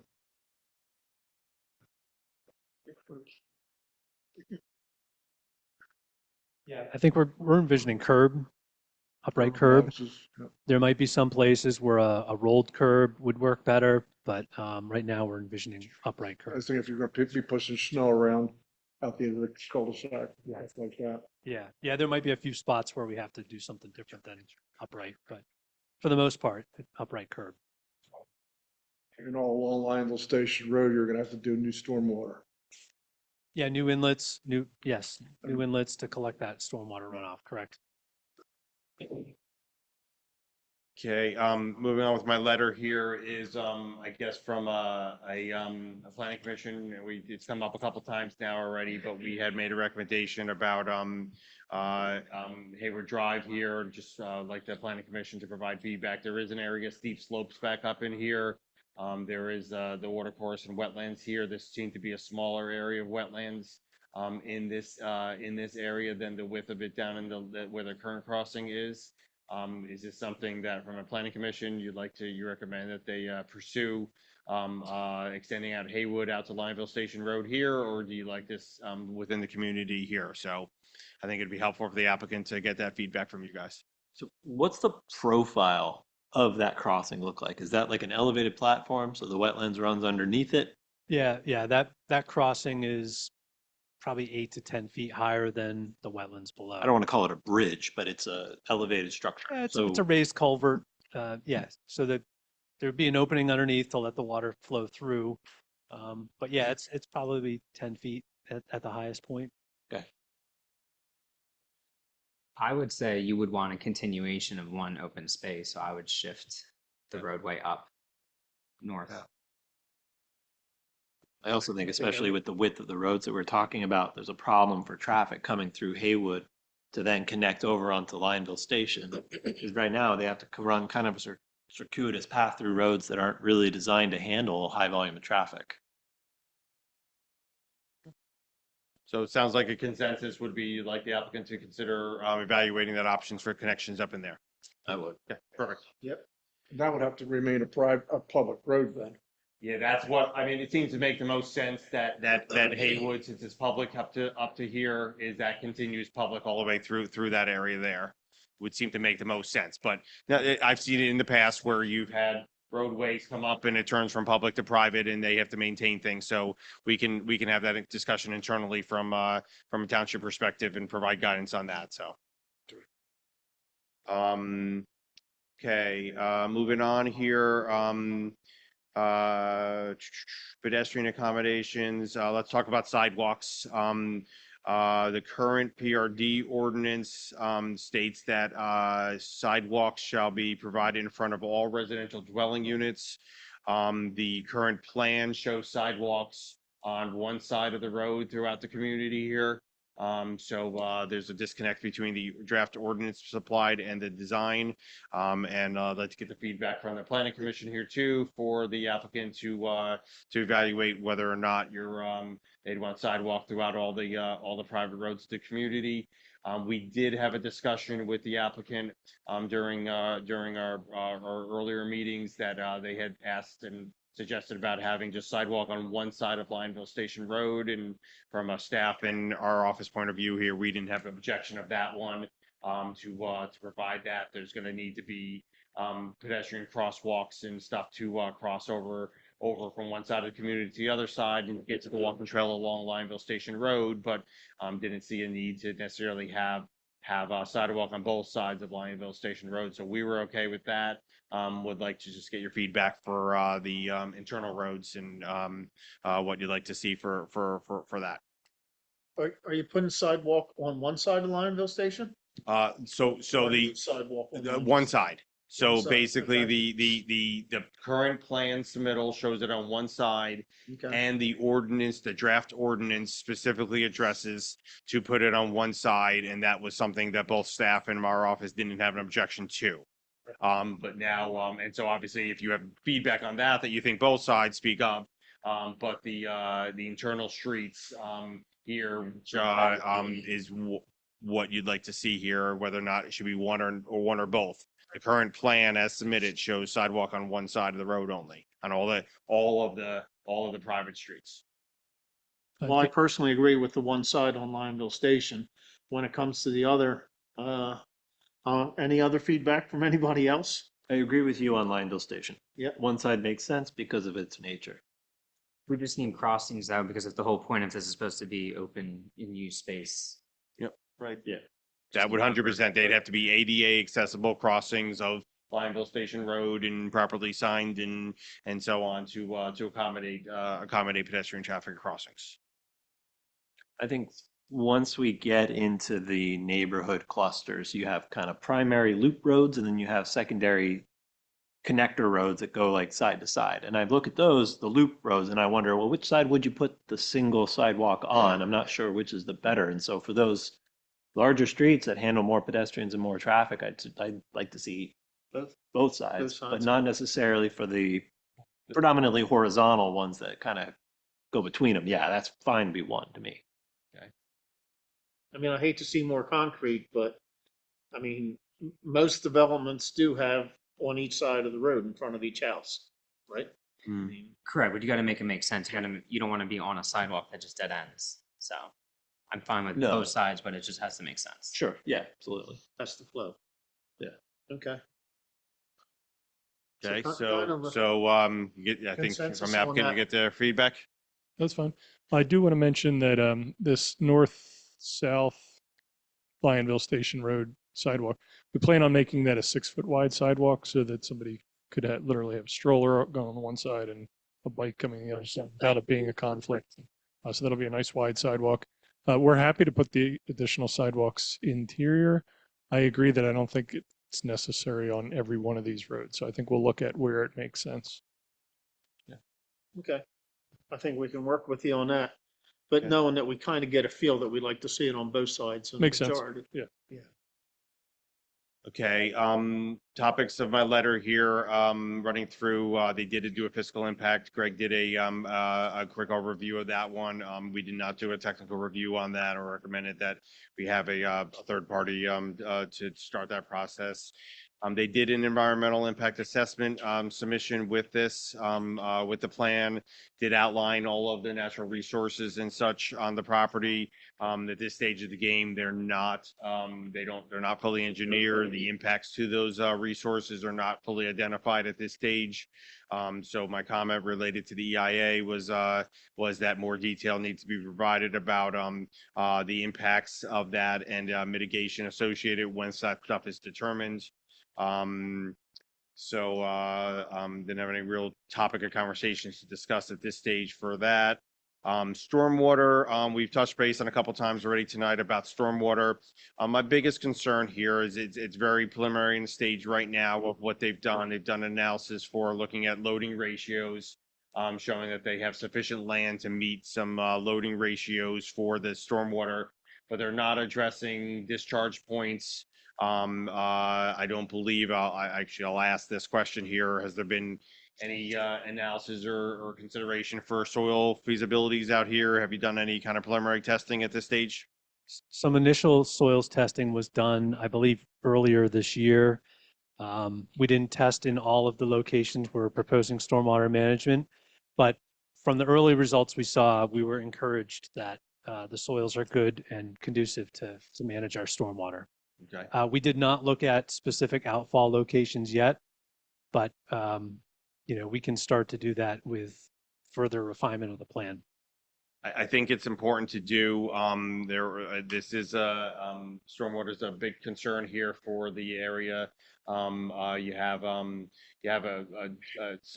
neighboring property here that is the active farm here, where you have some of these discharges, and kind of seeing where you're going to be discharging, how you're going to be analyzing those points of interest. I think is important to look at this stage, to make sure that you think this feasibility can be done without causing any negative impacts.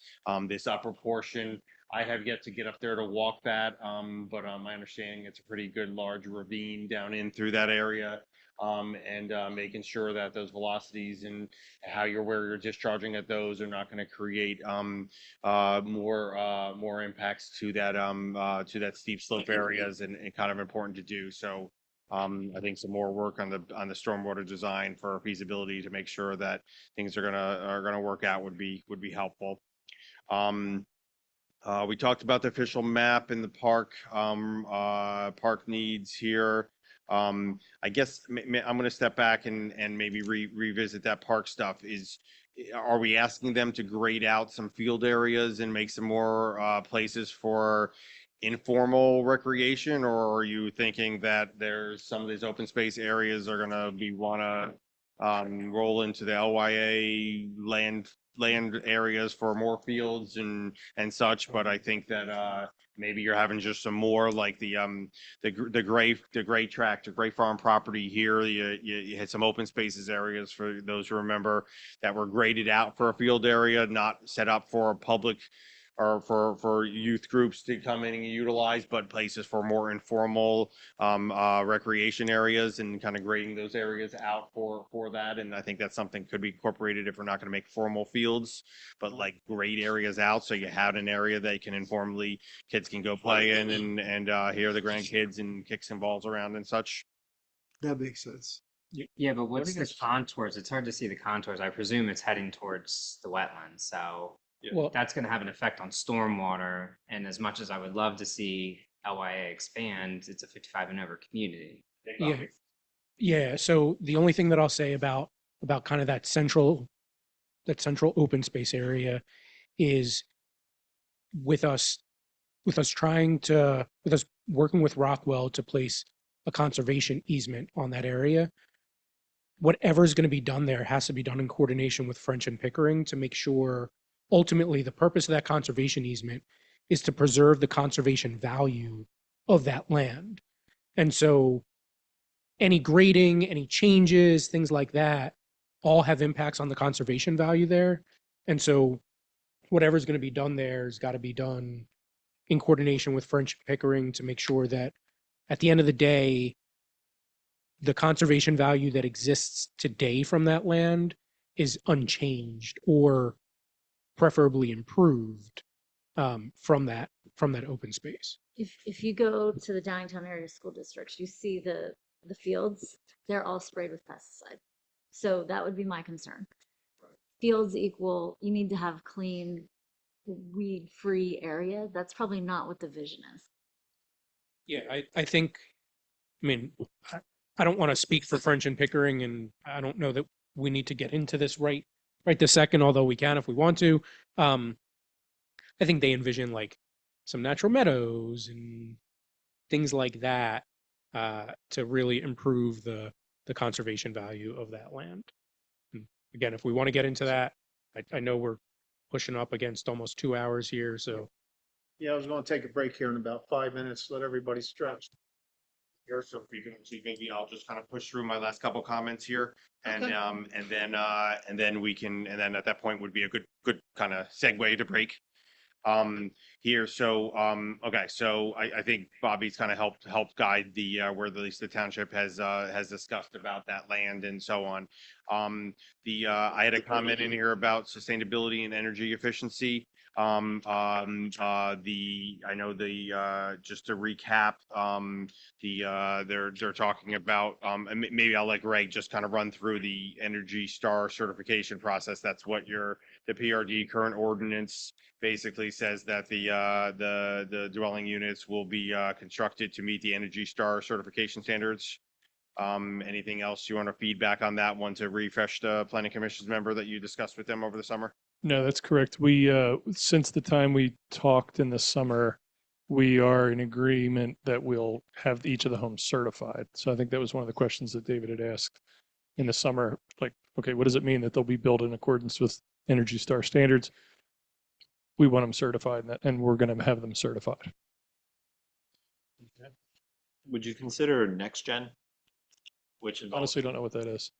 it's basically Energy Star, but now there's a new version called Next Gen, which really is based around electrification.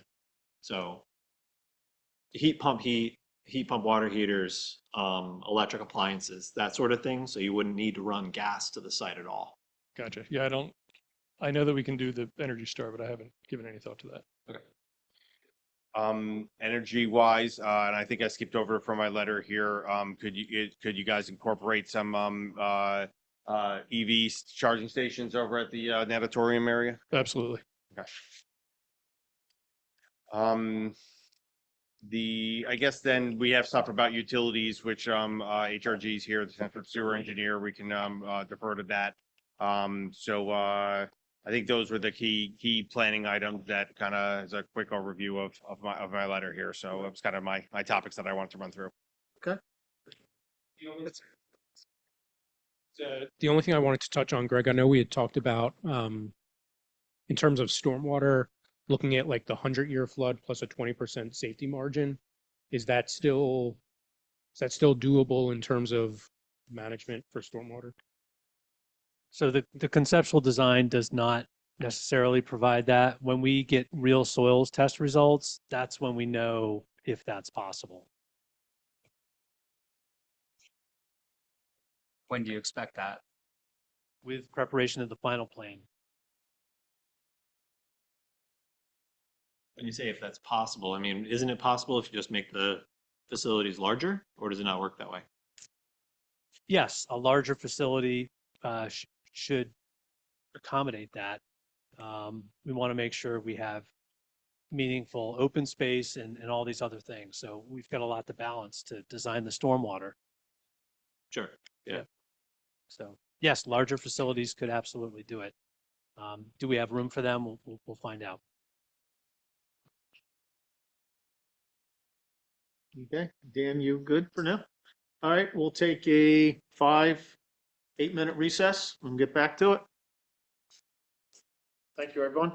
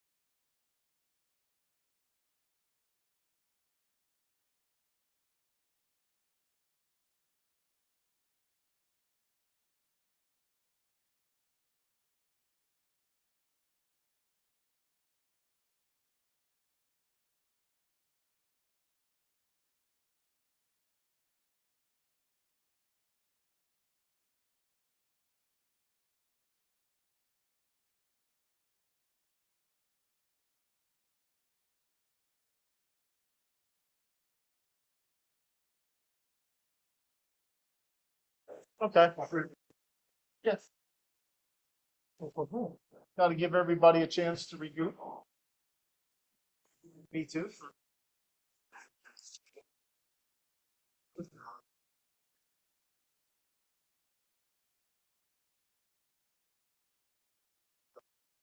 All right, everyone. I feel refreshed. I hope everyone else does, and we will continue. We will open it up.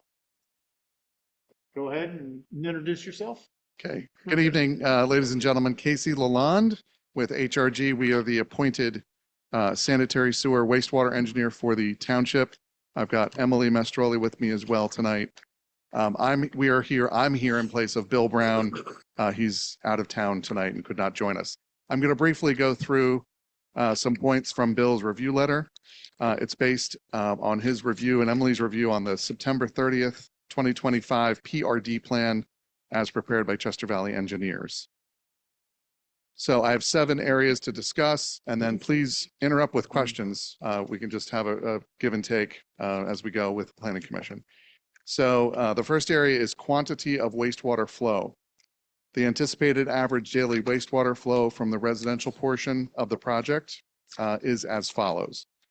There are 30 single-family homes at 243 gallons per day, 579 age-restricted homes, townhomes at 180 gallons per day, 1 community center at 1 EDU, which is an equivalent dwelling unit at 243 gallons per day.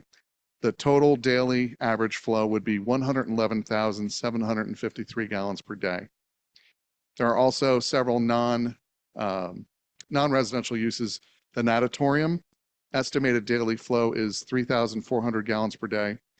There are 2 historic structures. We don't really have any plans on use yet, obviously.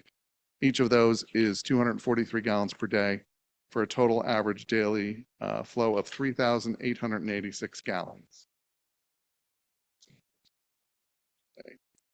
Area number 2, there are 6 pump stations currently proposed within the plan area.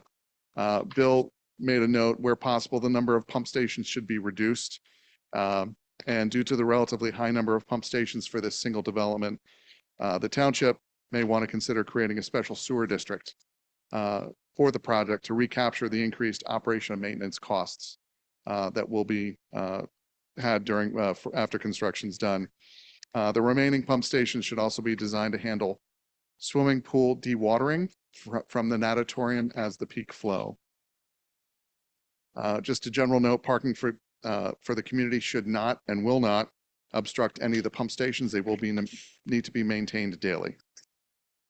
Area number 3, the extension of the Haywood Drive capped gravity sewer.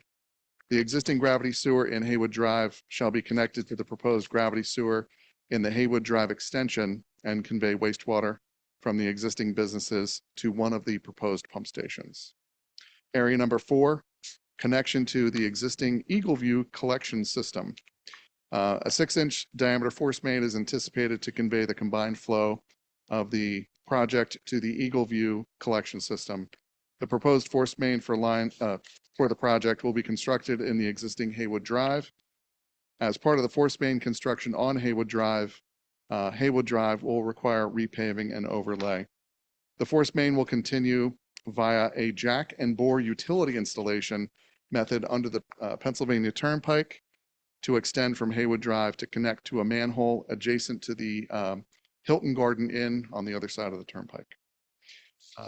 And because this is a force main, a protective coating should be applied to the first 3 manholes downstream of the force main connection to guard against corrosion. Area number 5, phasing of the proposed development. The plan is currently set to be divided into 10 separate phases. The pump station conveying wastewater to the Eagleview collection system will need to be constructed as part of phase 1.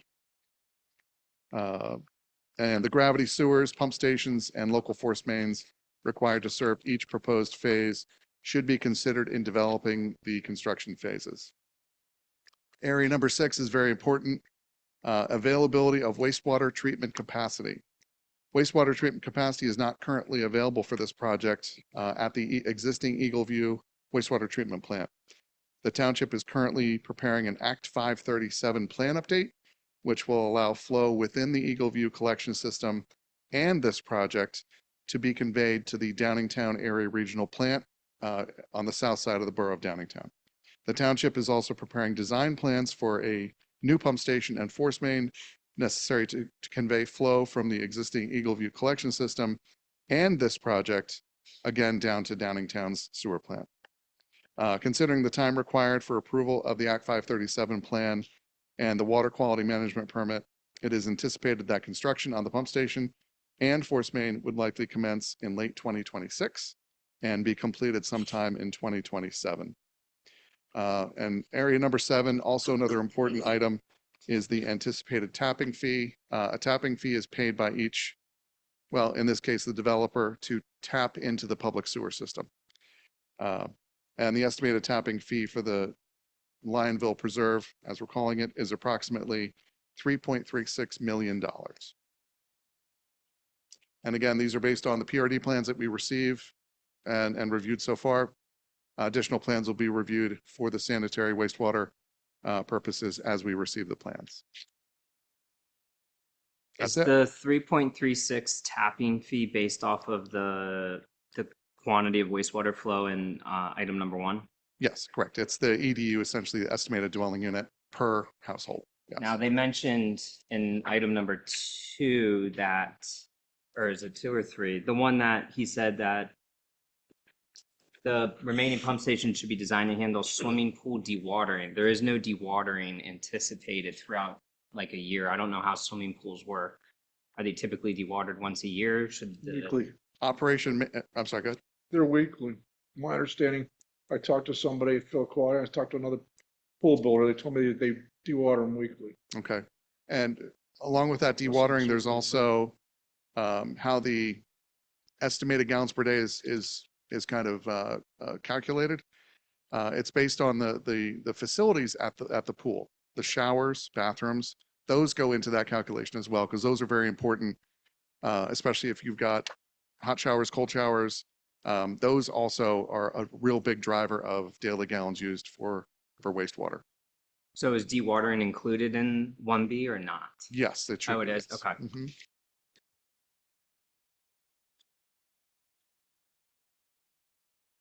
And I'll add, sorry, 6D kind of brings up like a timeline here that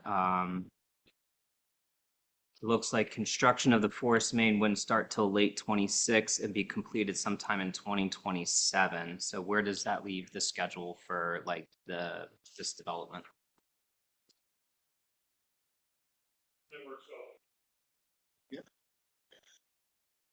I will mention that we fully plan on having the number of pump stations down to at least 3, Oh, or at most 3. good. Okay. So just off the top of my head, why is there 6 and now you go down to 3? Are they bigger, smaller, or are they what? I would say that just generally speaking, the initial blush for the engineer was pump station here, pump station there, pump station there. Since then, and since receiving the feedback, we sat back down with both our civil engineer as well as our sewer engineer, and we went through the depths in a couple areas, and we feel real comfortable that some of them can be eliminated. Okay. To answer your question, that hadn't been value engineered. Gotcha. It's got to, but that's, yeah, I'm sure you got somebody doing that, but that's to me important, because if it's not done right off the bat, then whoever's running them later is going to have the issues like has crept up over the years in some other places.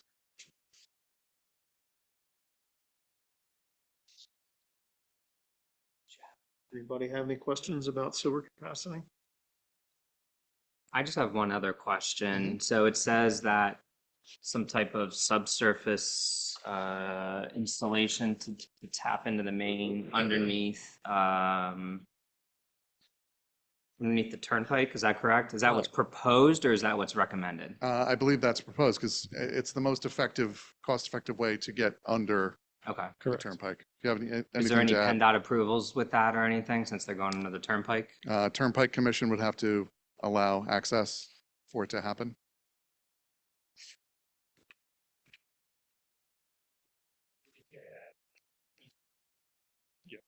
There's an easement on the other side where we essentially pop up. Okay. That's township easement. But we would work directly with PennDOT on, and Turnpike Commission on going under. Are the pumping stations on the map? Sorry if I missed that. I'm sorry. The pumping stations on this map? They're not on this map. Yeah, they're not on this one. Okay. Do you want to? Thank you. All right, I'll try to look at two different screens and all at the same It's like a time. mental, So, yeah, there's a, oops. Which one is correct? Got it. Okay, there we go, steady hands. There's a pump station here. There was a pump station proposed here. We do have, I think, another one down here. I think there's another one up here and here. I think the idea is to eliminate these two here. That may mean some deeper sewers kind of traversing this area. We can work with whatever conservation easement is established there, but I think eventually some of the sewers that cross the park area might have to be a little bit deeper than what we envisioned before. So that allows us to go from 6 pump stations down to 3. Everything's going out Haywood. Yes. and you mentioned parking around the Yeah, just the around the pump stations. Yeah, it's just to allow maintenance, just so there's no obstructions to maintenance staff getting in there. That's all. You said they have to be checked every day? Typically, pump stations should be checked every day for maintenance, just to make sure everything's working correctly. But a maintenance and operations and maintenance plan would be developed.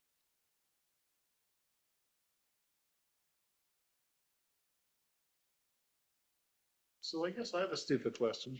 So who does that? What's that?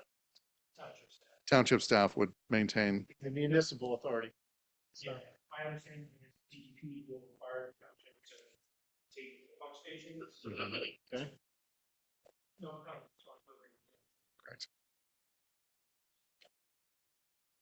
And then can Downingtown take on all the wastewater from Lionville Preserve? Correct. Do they have the They, capacity? yeah, they are currently undergoing a study and a 537 plan to increase their capacity. But I think they have capacity currently to take this flow now. We just have to get it there. So.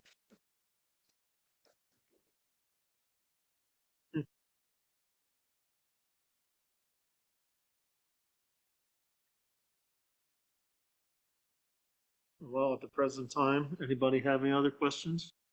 Not the sewer?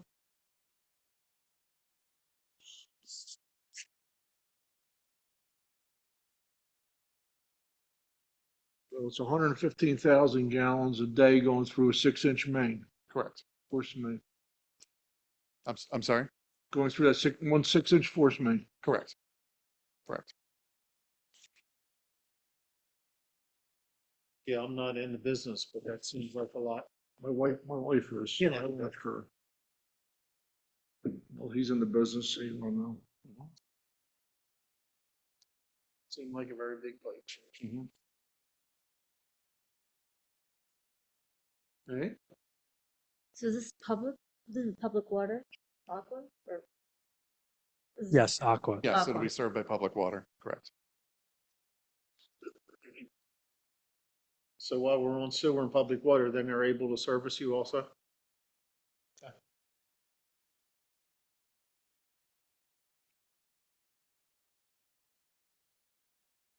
All right. Any other questions off anybody's top of their head?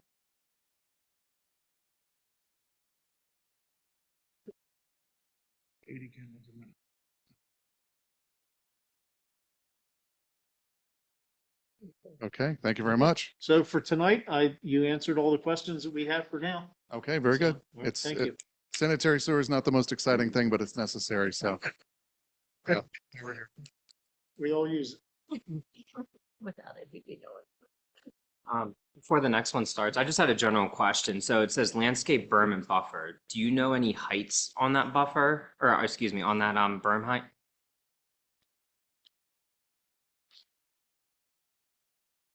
I think we were talking 12 to 15 feet plus the tree itself, plus the trees themselves.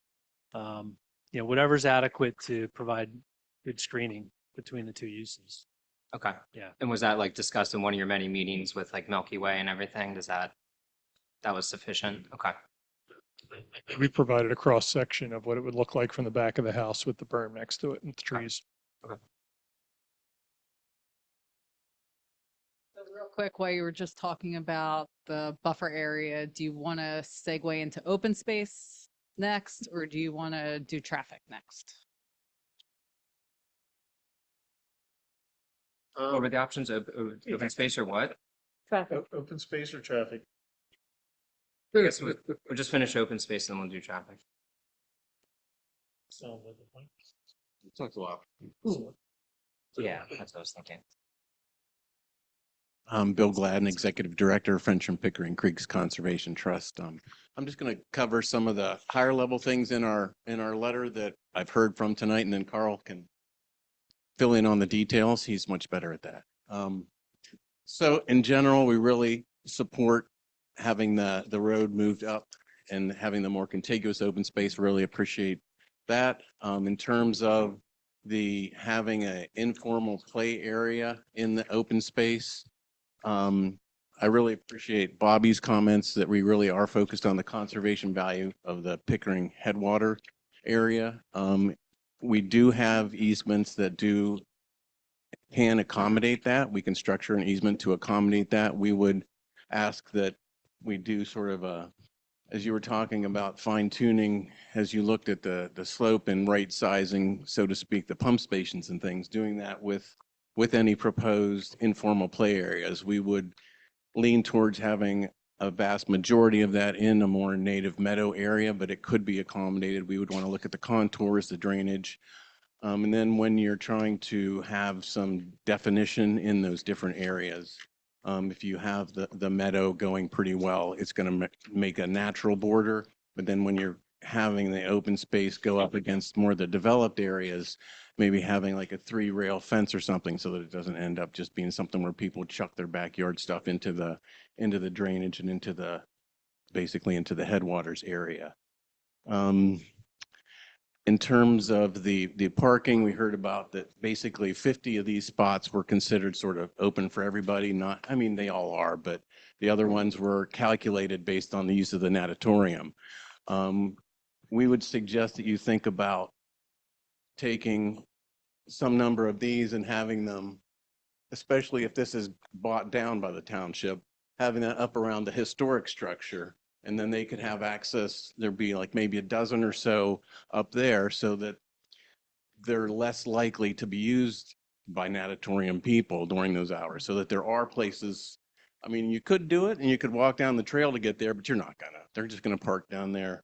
So that would increase the odds that people who just wanted to come, and especially on the weekends when people maybe in other parts of the township want to come and use the open space that they're paying for and the trails and things, that they would have a space that wouldn't be conflicted when the high use on the weekends down at the natatorium. So those are some of the things that kind of fit in. And then in terms of just one last point on the historic structure, I think it would be really good to just not include that in an easement area and have that the use of that then could be really flexible.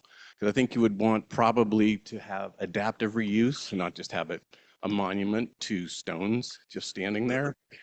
So, trying to craft an easement that gives you some market flexibility on how that could really be used most creatively by the community, I think that's most enhanced by just sort of cutting that part out and just letting that and having the township ordinances on whether it's commercial use or, I think getting into micromanaging, it has to be so many local products. It has to be this, it has to be that.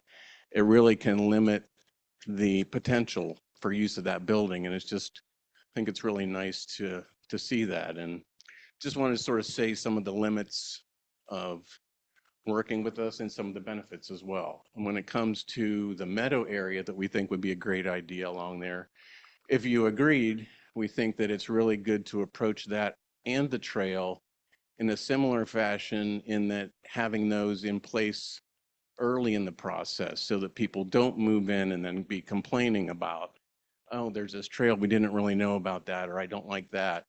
And some signage with the native meadow to explain to people that the first couple years are going to be kind of rough, but it's going to grow in, it's going to look really nice, and it's going to pretty much take care of itself. And to have a strong plan in place in terms of an open space plan that really have that area established and maintained by professionals. So we've done some lawn conversions with DCNR grant funds, and they really account for having a professional contractor who's really specialized in that area, do that, put that in and maintain it really well for about 3 years, so it doesn't just grow up into weeds and things. So it is a nice amenity for the area and protects the environment. So I think those things can all be accommodated, and those really relate to the things that I was hearing tonight. And Carl can talk more about the rest of the contents of the letter. Thank you. Thanks, Bill. Yeah, Bill gets the large aspirational visionary stuff, and I'm going to take you into the weeds a little bit. So excuse me for that. I'm Carl Russick. I'm the conservation director at French and Pickering. Talk a little bit about kind of the mechanics of the conservation easement and how it would work in this context. The first point is pretty obvious. The conservation area that we're talking about needs to be very clearly defined from the outset, and preferably physically distinct and preserved from the outset of the project. We know there'll be utility crossings, other enabling works that need to happen, but the extent to which we can define it early and keep it from for example, getting excess compaction, et cetera, is going to be very important for preserving the conservation benefit, because everything in a conservation easement ties back to the conservation value itself. Another, fairly straightforward point, there'll be a lot of HOA administered common areas that aren't going to be suitable for conservation under an easement, and we don't want to be kind of a proxy HOA for neighborhood disputes. So, the extent to which we can have a single contiguous, preferably conservation area defined under the easement, it's going to be much easier for everyone to understand where it is, and much easier for an HOA 20 or 30 years down the road to have a clear understanding of what their responsibilities are vis-a-vis the conservation versus the other common areas.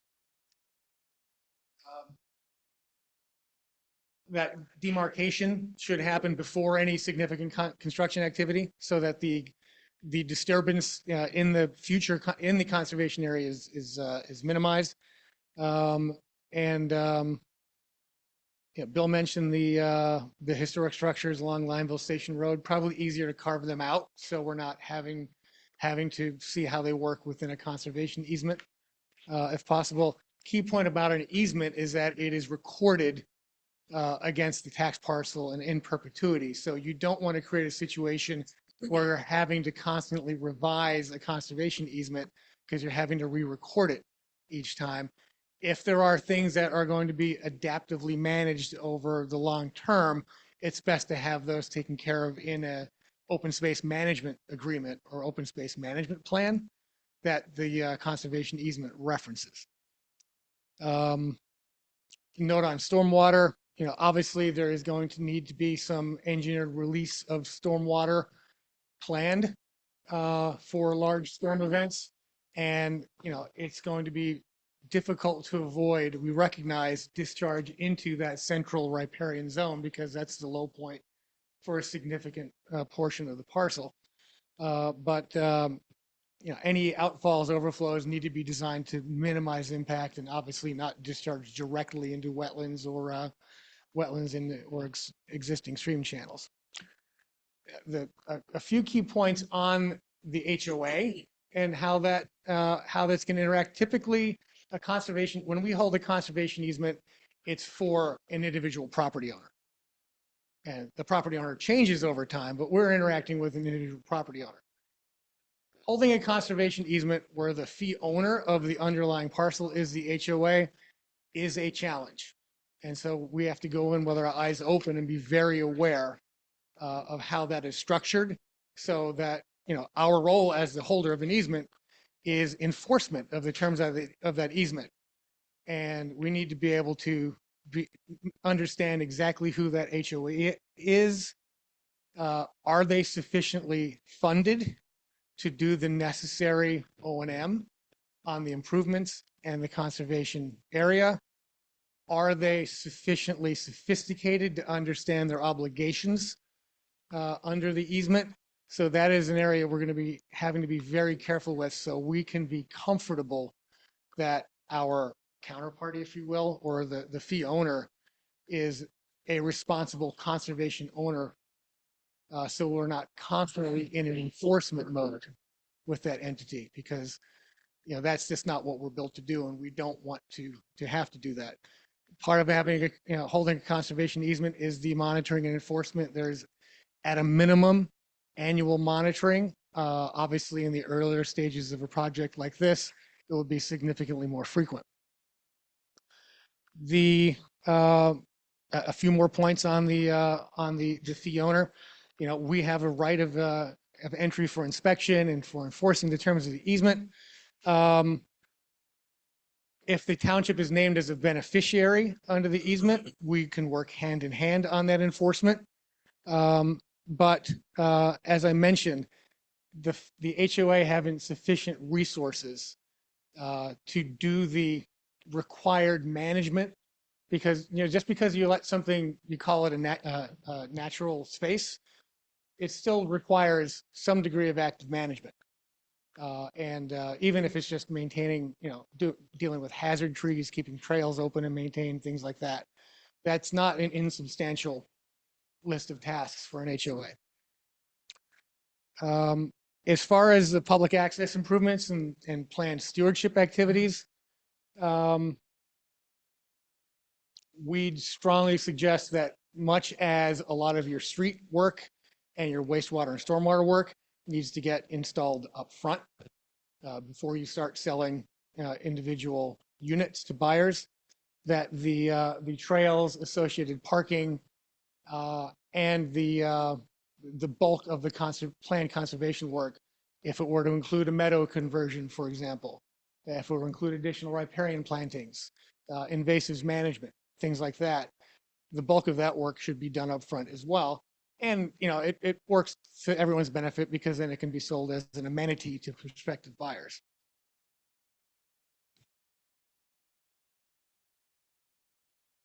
I mentioned an open space management agreement or a similar document. That's going to be critically important, because that's going to spell out the minutia of what needs to be done, by whom, and on what time frame, both during the construction phase and for the long-term O&M. And so that's a document that is going to have to be, there's going to be a lot of detail in that in order for us to be comfortable that the long-term prospects for preserving the conservation value are important. We have a long list of potential improvements or stewardship activities that we put in our letter, but I won't go through all of them, but a few highlights are the trail system, including a component of ADA compliant trails. We feel that's important, and we'll let the engineers hash out what's possible and permittable in the various riparian and wetland areas. Invasive plant management and revegetation, because you want a thriving natural community. I hear what you're saying with respect to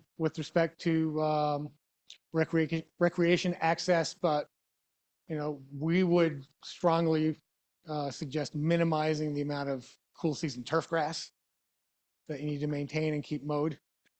But we recognize there'll be plenty of that elsewhere in the community for the HOA to manage. But there's really not much conservation value in that, quite frankly.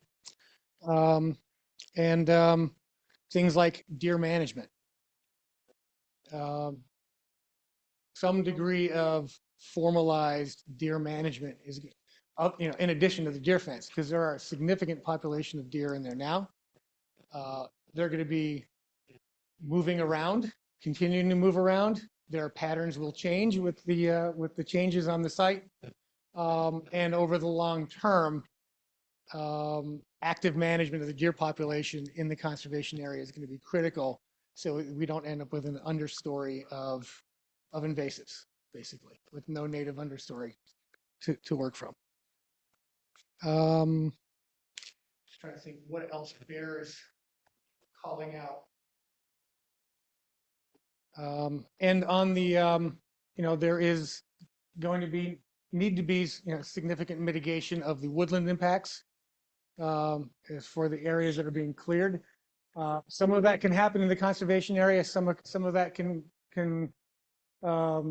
be done in a way to enhance perhaps some of the buffer areas against adjoining properties. But we've provided some detailed suggestions as to how that woodland mitigation can be done to maximize the conservation benefit in our letter as well. Rather than read you any more of the points, I would invite any questions you all had.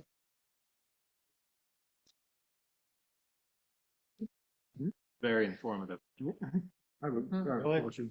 So, and Rich, it's kind of in your bailiwick. If that crossroad, that east-west road would be moved to the north, would the force main then be able to travel along that path?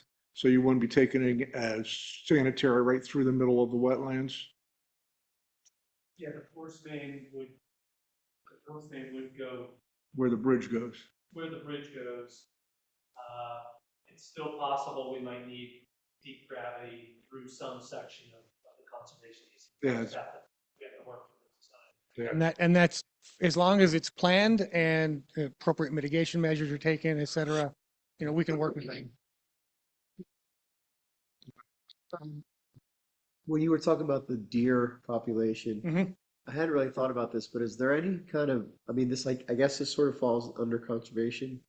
Is there any impact to like the natural habitat and migration based on this like fence around this community? Yeah, because the deer are going to go somewhere else.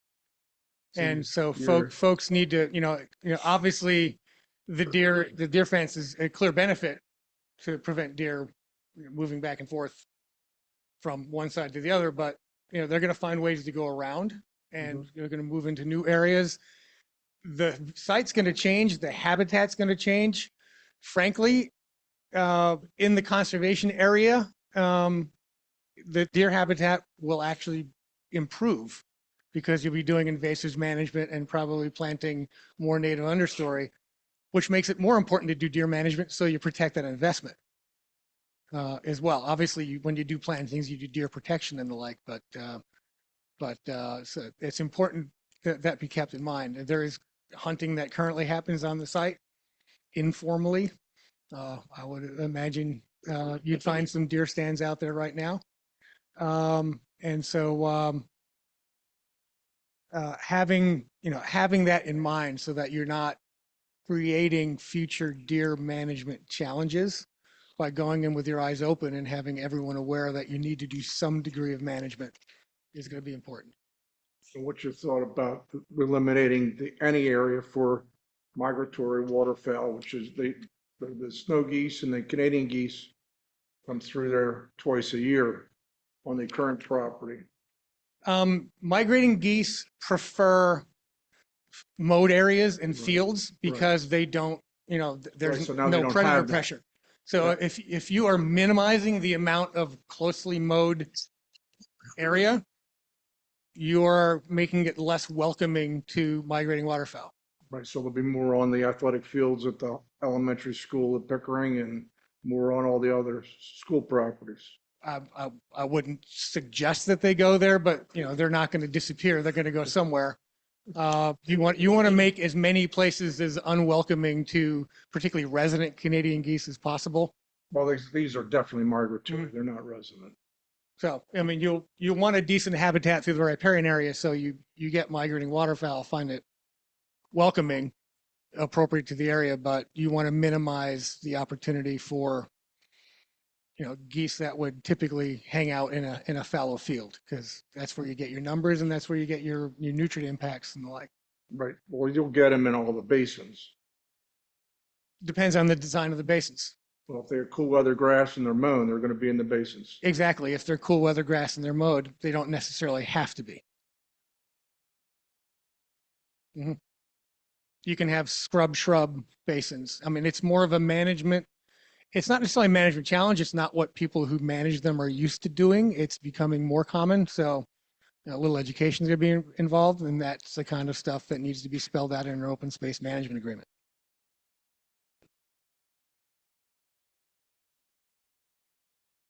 Okay. Any other comments or questions? All right. Thank you Thanks. for your Thank you. input tonight. Thank you. Take it on advisement. I guess real quick, while we're still on the topic of open space, we have a pretty lengthy review letter from Ed Therakoff, our landscape architect, who is not here tonight, but there are a couple comments, I guess, for discussion real quick. One of them being that he believes there's insufficient buffer along the turnpike, along the residential homes that are there.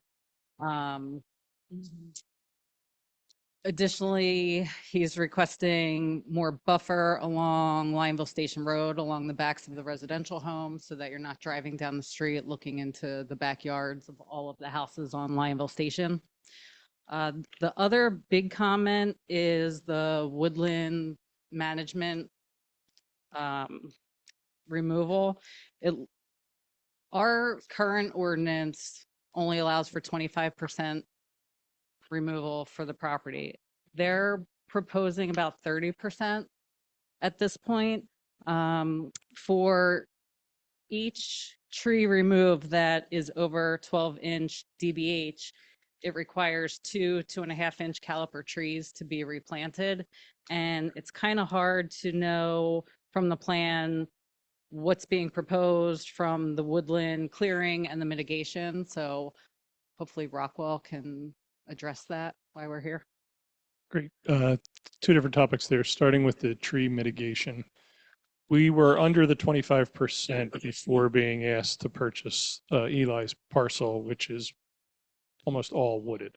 So that did take us over the 25% when we were putting in the Haywood Drive connection. And it was our hope to be able to mitigate that with new plantings to get us back to basically make up for that delta that we had to do in order to get Haywood Drive. Regarding the buffers along, we're in full agreement that there should be really good screenings along here, so that when you're driving down Lionville Station Road, particularly if we're going to have this easement along this side, that this feels like a nice country road. Our residents are going to want that too. So we can show some landscaping plans of what that'll look like. The buffer here with the turnpike is more a function of, we put our densest, smallest lots here, knowing that they would be the least expensive homes, knowing that they're right up against the turnpike. We increased the density here so that we could give more open space here with Milky Way Farm. So we basically took that density and kind of stuck it over in this side. And we feel like that was a good compromise for our neighbor on this side. And we didn't care as much about the Turnpike Commission as our neighbor on that side. So that was the logic behind it. But yeah, we agree that this should be a good landscaped corridor up and down Lionville Station Road. I think he asked for quite a bit of extra buffering between those backs of those houses and the turnpike though. And don't you think the residents are going to want that? Residents here are, I guess my point being that this is going to be the lowest priced section of the community. And with that, there will be a trade-off. They're closer to the turnpike. We don't think that 5, 10, 15, 20, 30 feet more buffer there is going to make that house live and feel any differently. And we put the homes there so that we could get the bigger buffer for Milky Way Farms. Are there exterior decks on these proposed for these homes? We do not expect a wood exterior deck along the back of these properties. So Are there back patios? yes, I don't know this. Someone who lived within a rock throw of I-95, it's pretty loud back there. The only time it wasn't was when there was a snowstorm. So these are even closer down here towards the southern ones.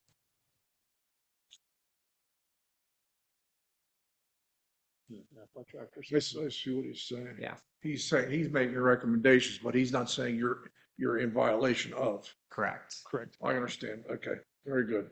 The street trees are pretty low too, though, in this letter. Is there any way we can bump up the trees to the correct amount? Yes. I guess just on that, circling back to the woodland protection standards that we have in our existing zoning ordinance. You know, Tara mentioned the replacement requirement there where we for each removed tree of 12 inch DBH, there needs to be 2.5 inch caliper trees planted.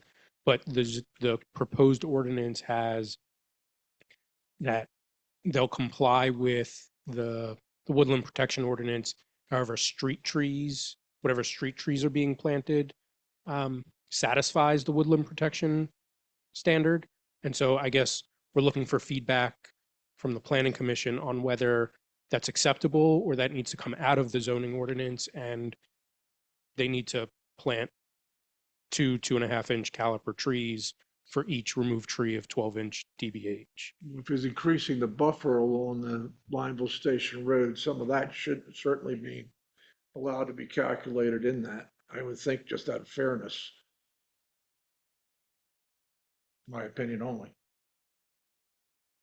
You're talking about wider buffers, not just street trees right along the side of the road? I don't know or- what he's saying he's going to improve that buffer on the right-hand side of northbound Lionville Station Along the Road curb.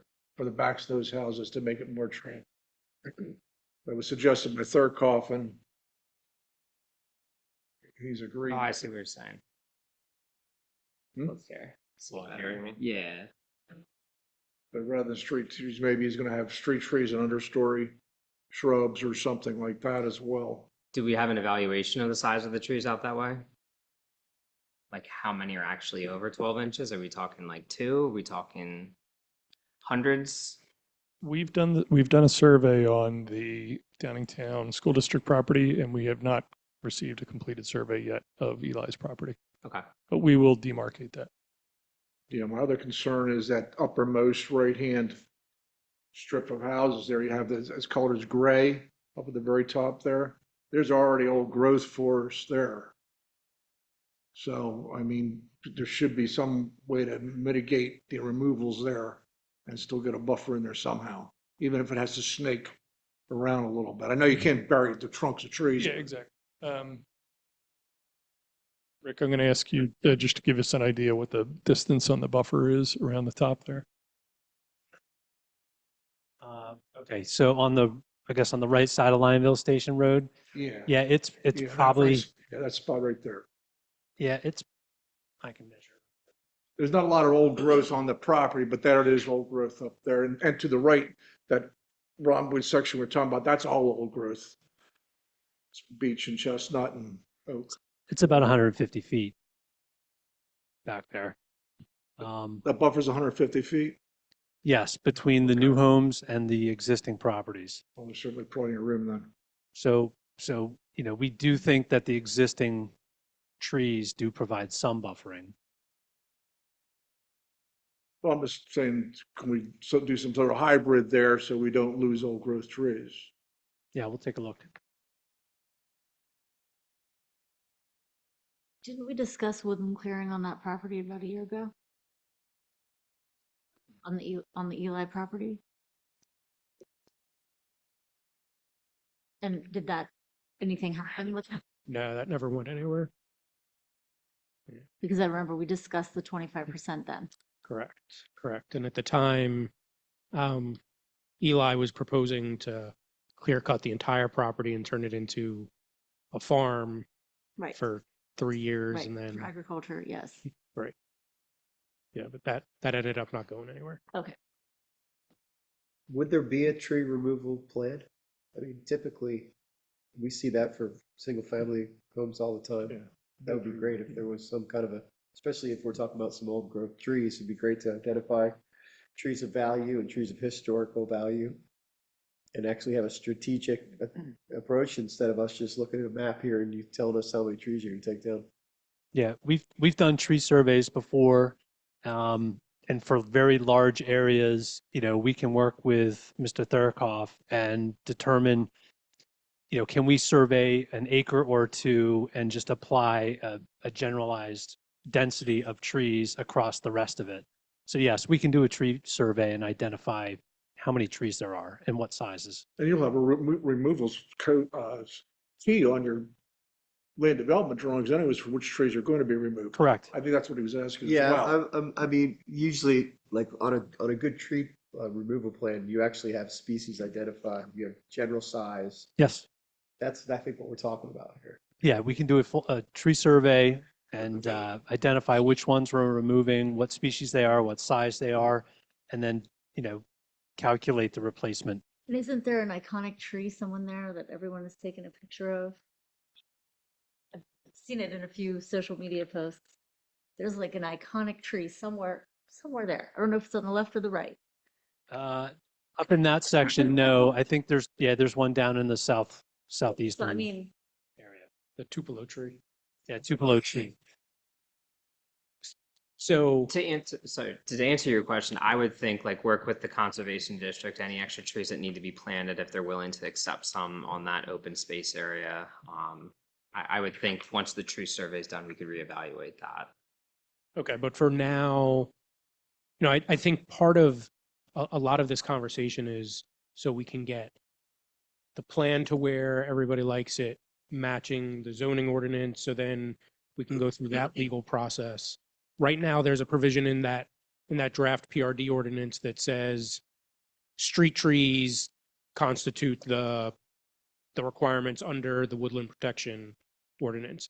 And I guess the feedback we're looking for from the planning commission is, are we okay with that? Or do we want, or would you prefer that I don't want to lead you anywhere, but like, would you prefer that the woodland protection standards that are in place in our existing ordinance stand?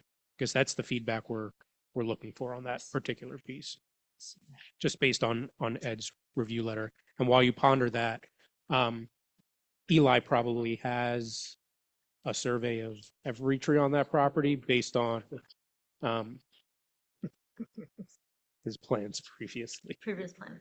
Well, in that little area we're talking about, it looks like you have a plan for removals, and if you don't have to remove that, you may find a few percentage points fairly to your benefit there. So if we were to let's say scratch the trees and specifically the PRD ordinance, can we just then reference the woodland ordinance in lieu? Well, right. So the woodland protection standard would be in existence, and I guess it's also kind of a question for Rockwell in terms of like, if you're going to clear 30%, do you have the ability of on the site of all of the available landmass of then replanting for each 12-inch DBH tree that's removed, replanting 2.5-inch caliper trees? I don't know the answer to that because I'm not even sure. Yeah, I don't know that we have that. I don't know that we have that specific answer, but we know that we were under 25. We know why we're over 25. So we'd like to work with you to identify what do we need to mitigate to get us back to 25 essentially. So it wouldn't be every tree that we're removing, but it would be that what took us over the 25 threshold. We're happy to do that and we'll get the surveys going. And if you leave the woodland ordinance in the PRD, then it conforms with everything else we do. That's what I would do. That's what I'm recommending. And in the past, we have allowed waiver of a conditional use agreement for when people are off a percentage or two. We just did it down on 113. If everything looks to be satisfactory to the planning commission and our experts.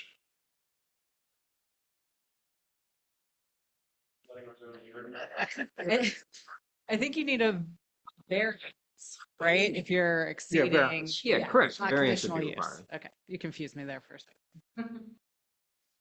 I concur with Bill. I would say scratch whatever's in the PRD and just reference the woodland ordinance that we already have. And then if you need a variance, if you get close and you need a variance, and we can talk about what Well, efforts have been made. We know for sure we're over because of doing Haywood Drive, so I think it would make sense to say that we have the ability to mitigate. As long as we're under 30, we have the ability to, so we're gonna put the woodland mitigation intact, So, but have the ability to mitigate it back. But could we change that sentence of the ordinance, of the draft ordinance, instead of saying street trees, whatever the exact wording is, instead say, mitigation to the satisfaction of the board or something like that, where we're signing off on what those mitigation efforts are? In lieu of a variance. Well, so not requiring a variance. Yeah, I mean, from, It would be a de facto approval of a variance anyways, without calling it a variance. yeah, the beauty of the PRD ordinance is that the concept of variances go out the window.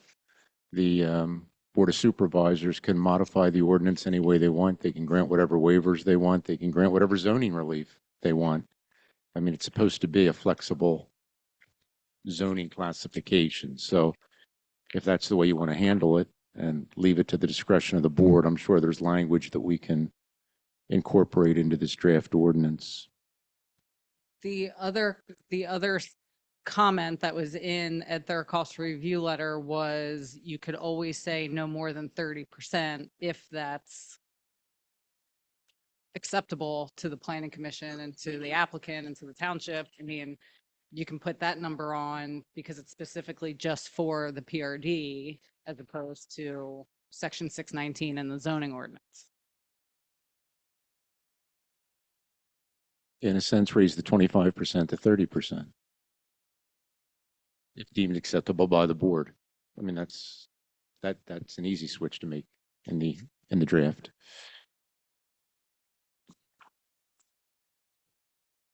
I don't know, what's you guys thinking about that? Well, or we're still on the subject, he had in his letter a proposal to change the required street trees as well. Correct. I requested that and they said they would. It goes from 917 required to 530 actual, based on his calculation.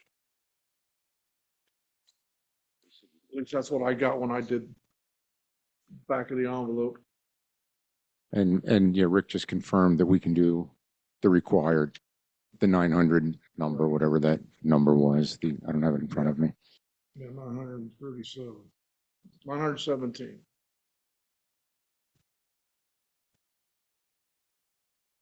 Okay. All right.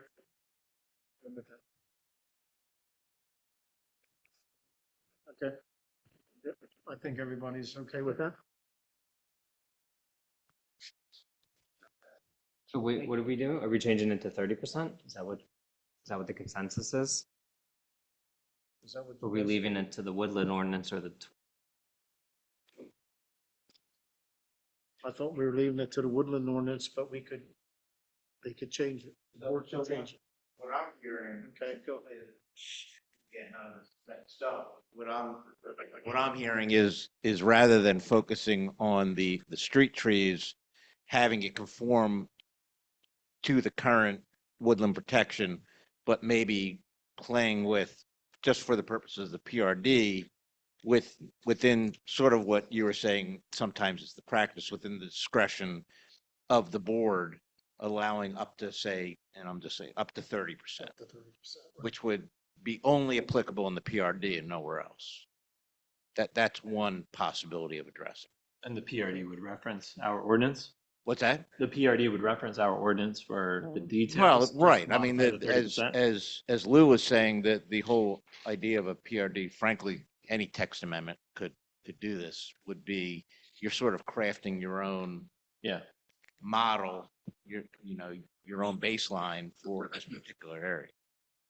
Right. Or we can, Yeah. or we can incorporate. his I think, is recommendation. that what everybody kind of got out of this? We could- In agreement? that's on the next page. We can incorporate. It's his just one, it's recommendation. just one option.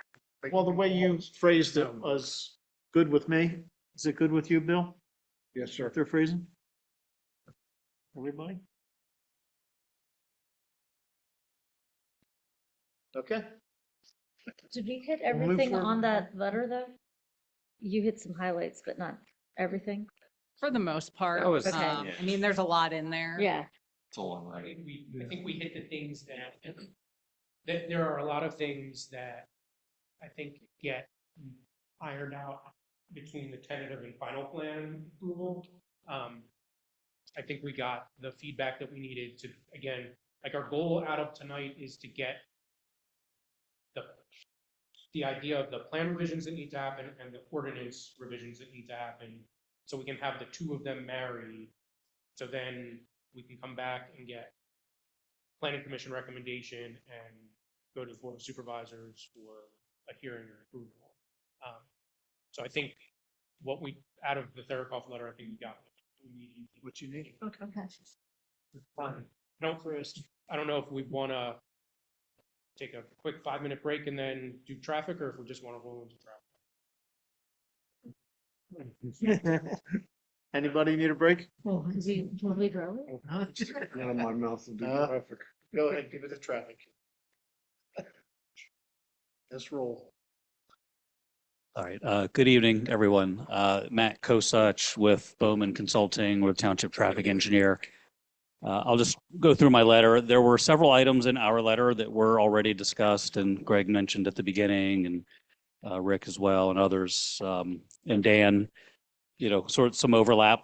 So it shouldn't take too long to get through this. I'll just hit some highlights. I'm going to skip a few comments that are more technical in nature and that I think are probably pretty self-explanatory. And, we can always certainly talk to the applicant and their engineer on the side as needed. But so I'm just going to skip to comment 2B regarding the trip generation and the natatorium. And from the previous meeting that was held over at the church, there was discussion about events, activities, tournaments, and things being there. And we agree with what TP did in terms of the land use code from the trip generation, looking at the health and fitness club as a general place to start. I guess the concern is, we just want to make sure that if whatever kinds of events they might be having there, that it's not going to cause a problem, traffic wise, parking wise, both of those issues, parking and traffic.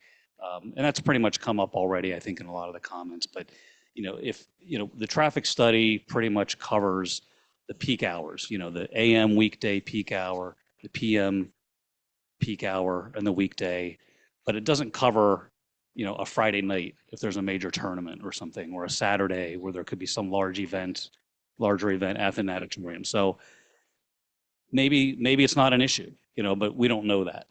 So we just want to hear back from the applicant on what kind of issues, what kind of events or other, outside of the peak hours could potentially be an issue. So that's that comment, is pretty much what that's related to. The comment number 3 was already discussed, that we recommended 7 additional intersections be studied in other parts around and about the site, and I believe they said that they were going to do that, so that's great. Let's see here. I'll skip to comment number 5 was just simply mostly a sort of an FYI for the township that the traffic study indicates that really the traffic's not going to get much worse out there based on this development.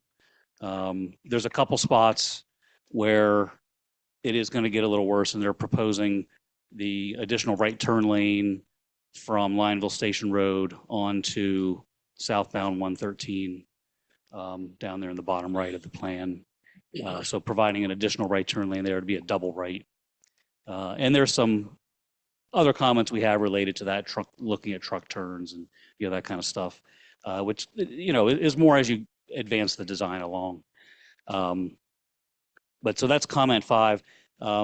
Let's see, what was the additional? Okay, so that's that one, and there's one other spot, I guess. So yeah, on comment number 6, and I realize that this maybe wasn't made clear in the letter, but we talk about it southbound Route 113, and this is at Route 100. It doesn't say that in the comment, but I realized that was a mistake. I didn't clarify that was at Route 100. So southbound 113 at Route 100.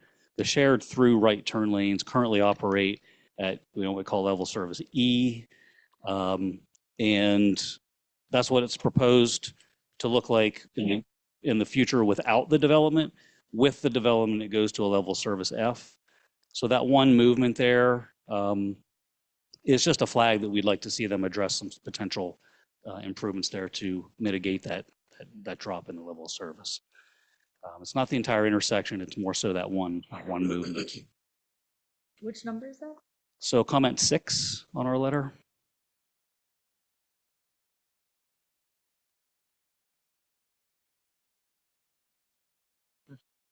Skipping ahead to comment 10 and 11, which Greg did reference, and I think, we definitely would like feedback from the planning commission here. I mean, these are, we reference this because it's in the township's comprehensive plan, looking at the bridge for two-way vehicular and pedestrian traffic over the turnpike along Gordon Drive, extending Gordon Drive across the turnpike that would go to this development, as well as the off-ramp from the turnpike into this property. And that's in the comprehensive plan, the 2020 comp plan.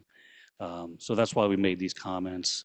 If the township really wants to push that and go that direction, that's something that can be looked at. Looking for feedback from you guys on that. Does anybody want to discuss that? Well, right off the bat, the off-ramp, I don't think is a thing off the turnpike.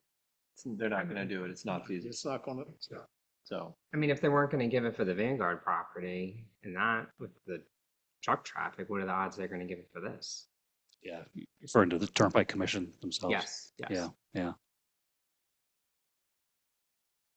Yeah, I mean, now the things are different now with the Turnpike Commission with the open road tolling that they're doing. They're going to be demolishing that plaza there. They're going to be reconfiguring that interchange a little bit with the, going away of Easy Pass going away, and Easy Pass will still be used, but it'll be at the gantries on the main line, not at the interchanges. So yeah, I mean, I hear what you're saying. but that's easy when to eliminate. Okay. It would be fair to the residents at all. That would be totally unfair. Yeah, understood. Now, the bridge over the turnpike connecting Gordon Drive, that would be a great idea. I don't think that's feasible either. Mm-hmm. why do you say it would be a great idea? How do you? Because that would bring all the traffic, instead of coming out at Lionville Station at Tractor Supply, it would come out on Gordon Drive. So Where there's a light and there's already a three-way. If you're on Gordon Drive on 113, you can right, left, and go straight. So that would handle the traffic a lot better than what's there right now. I mean, isn't it still a right-hand turn from Lionville Station right now, which is? Well, yeah, right now. Yeah, it has a light at Tractor Supply. Wasn't it kind of the same condition if you're getting on a 113 and heading south from there? Yeah, but with that, it's a U-turn. And I can tell you, I travel that road, and the other morning there were 10 cars sitting there at 8 o'clock in the morning trying to make a right-hand turn. So if you had more of an area for a turn lane would be feasible, which I have not looked real closely at your traffic study at what you're proposing at that point. I just think that's right off the bat. I'm going to tell you, I think it's a lot of traffic to be going out Haywood and Lionville Station That's just, I mean, you can say not everybody's leaving, but you're talking 1,200 cars. Now, they're not all coming and going at the same time, but that's still, that's a lot of cars for those two little roads. I don't understand how you would engineer a second right-hand turning lane. You're hard against the shopping center on one side and a pit on the other side at that intersection. So I don't know how you're going to engineer another lane in there and then meet all the adequacies beyond that lane. It's being held up by a retaining wall as it is. Yeah, I don't know if, Eric, if you guys have Yeah, looked at that in much detail. Yeah, we had a concept prepared for that. Excuse me, Matt, that I'll share with our next submission. Okay. Essentially, everything pushes away from the turnpike to provide that. Like you said, it's a pit there, and we're dealing with that office building, the driveways there. Right, pen tank, yeah. Right. So it pushes towards the tractor supply. We can get that second lane in there, allow for trucks and everything else. So I'll share that when we revise everything, and Matt can review that. Mhm. That was one of his comments as well. Yeah, and 113 being a state road, there's going to be potentially, there's certainly a traffic signal plan revision would require a PennDOT approval. And depending on how they come up with the improvements there to install that right turn lane, if you're getting into PennDOT right away, there would have to be a highway occupancy permit that PennDOT would have to approve, possibly, as part of that. So PennDOT's going to weigh in as well. I think it goes that direction. And let me, clarify my comment earlier, but, the traffic not getting much worse. There's still some more studying to be done. That's what we have, these additional 7 intersections. So we want to see, but based on the current study and the intersections that they have looked at, it's really not a huge impact with the age restricted. Their study does include a table that shows the reduction in trips from the warehouse proposal to the current residential proposal. Yeah, So we're not talking about the Yeah. commercial. We're I mean- talking about, okay, well, I guess you and I have to sit down sometime because I'd like to really see how those many homes, those many cars is not going to affect that. I just really have to see some real. Yeah, I sure. myself need to see it. Okay, sure, And sure. then we're going out the other way to Haywood. What are we doing out that way? Well, that's the additional intersections that were not studied yet. And buyers? Correct. Yeah, that as well. Yeah. Yeah, the assumption that only 2% of the traffic was going to go north. When I sit in my driveway trying to get out, and there's an equal number of cars going north and going south, at least anecdotally. Yeah, I think what's the number, Eric? Around 30% or so they're sending 30% of the site traffic to and from Haywood, Right. and then 2% on the existing Lionville station, and then the rest coming down towards 113. Yeah, I don't buy it. And did you agree to all the additional intersections, Yes. including what Upper Uwchlan requested?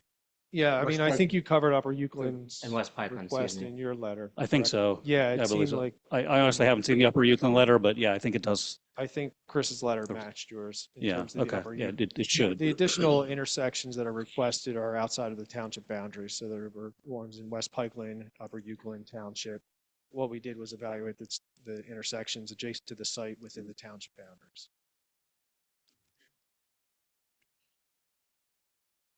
Does your traffic study only consider impact from the site to the surrounding? Or did you also do study of the traffic inside of the proposed site? The reason I'm asking is because if this east-west road moves up the top of Haywood, that's going to dramatically change the kind of flow that's happening inside the site. And it also feels like it kind of makes that Haywood like a throughway. Mm-hmm. So it feels like you'd end up increasing traffic, that whatever that percentage is, up to Haywood, right about near my house. Mm-hmm. Yeah, I mean, Eric, you want to address that? I mean, they looked at some things internal to the site. Yeah, I think so- the roundabout intersection is actually analyzed as a stop controlled intersection right now. That was one of our comments, but Right. So, the the plan was in flux as we were doing our study, knowing that we would have to evaluate the internal intersections. Matt called out the main intersection, I'll call it, in the middle. Obviously, that's going to change with the possibly shifting the Haywood connection to the north. There was a comment in there, Matt, about evaluating that intersection, auxiliary turn lanes. Certainly, we need to do all of that, which, you know, as the plan progresses and kind of gets solidified with where those locations are, we'll be doing that. In terms of the internal intersections, we typically wouldn't study those. I mean, I'm talking within the residential portion of it. That's usually looked at in terms of radii and trucks and emergency equipment being able to traverse those, but you know, they're kind of enclosed operations there. But certainly what I'll call the spine road, Lionville Station, and then the new connection to Haywood is going to be of focus in our next study. Are we going to be able to continue to sign Lionville Station Road as local traffic only, no truck except local deliveries, or? I mean, we have it now. It's hard to enforce, I understand, but I just can't wait till all those, you know, triaxles are rolling up and down that road. So that was implemented here years ago because of the condition of Lionville Station Road. It wasn't suitable. There was a study done here through our office for Lionville Station Road, and said that the pavement section and the current conditions of Lionville Station Road was not suitable to accommodate the truck traffic. So that's the reason that was implemented. This project will be reconstructing Lionville Station Road here so that those restrictions, I believe, and I'll defer to the traffic engineers, would not be applicable here for that reconstructed portion of the roadway. So they have to stop and exit at Haywood because the continuation of Lionville Station does not meet. Correct. So I think potentially it could be looked at to say that you would move those signs up to at the wherever Haywood's the connection to Haywood stops, but that portion through the main area was implemented here because of the condition of the roadway, and there was a report done that said that road wasn't sufficient. But the project isn't reconstructing Lionville Station Road up through this area, so I think potentially it would still be able to put those restrictions there would be a possibility to be determined. Yeah, okay.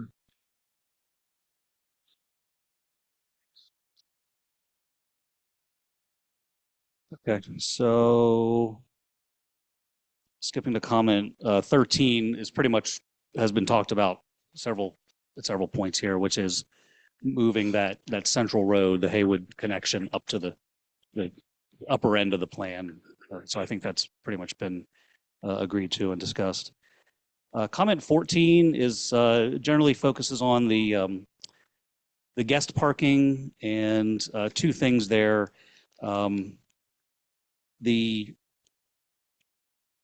Primarily comment 14 discusses the parking being evenly allocated throughout the site.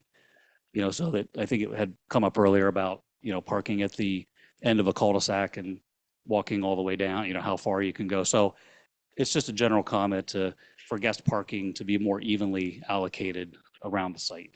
And obviously this came up quite a bit it came up earlier with whether there will be parking, people are going to parallel park on the street, how close are the driveways, you know, going to be, et cetera. So I think that sounds like that's in flux and something that's going to get looked at, but that's something that we recommend, trying to more evenly disperse the guest parking around the site. And then along those lines, the perpendicular on-street parking, we're definitely not a fan of that in terms of just safety and visibility. It's like, you know, I mean, a parking aisle at a Target. People are used to pulling in and out of perpendicular spaces in a parking lot, but not on a, you know, like a local street. It's not the worst thing in the world, but we don't recommend it. You know, people be pulling in and out, and I think as you're backing out, again, it's like a local street, and I think some people traveling on the street aren't necessarily going to be expecting someone to be backing out of a parking spot. If you're parked next to some people, it could be difficult to see someone coming. Generally, you know, our preference is to see, you know, off-street parking of its own or parallel parking. as possible. But again, it's just a recommendation and our preference. Let's see here. Comment 16 was talked about already in terms of increasing the length of the driveways between the sidewalk and the house. 17 has been talked about. 18 is calculating the parking supply for the natatorium. I guess it's already been said that the natatorium parking would be allowed to be used for the trail and for public access for that. So that's pretty much been addressed. But if there's more information that could be provided in terms of parking generation for this specific use, that would be helpful. 19 talks about right-of-way allocation, based on the subdivision and land development ordinance. So I don't know if that's something that can be addressed tonight, if that's something that you're, able to discuss, so that you can provide, what's required in the ordinance, or if that's going to be an issue. Yeah, I mean, we're going to take a deeper look at that. Greg, I'll hand you the mic in a second. Where we may have an issue is down at Lionville Station Road, as we're against the turnpike there. I don't know. I mean, we could look at a 30-foot half width and whatever was on the turnpike side there. And then, we could talk offline about it, but, understanding the ordinance requirement for the 60-foot right of way, if there would be any consideration for the 50-foot on Lionville Station, in that we only have the sidewalk on the one side, or that's what's planned at this time. But we'll take a look at it, see what our hurdles are. We can discuss that. Okay. See it as a big issue. Let's see here. On that note, does the sidewalk go all the way down to the plaza?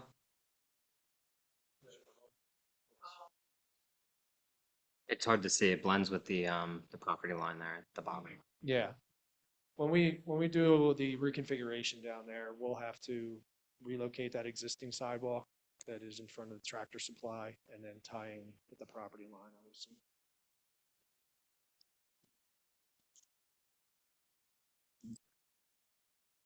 Comment 20 just again refers to the ordinance about cartway width along the along Lionville Station Road.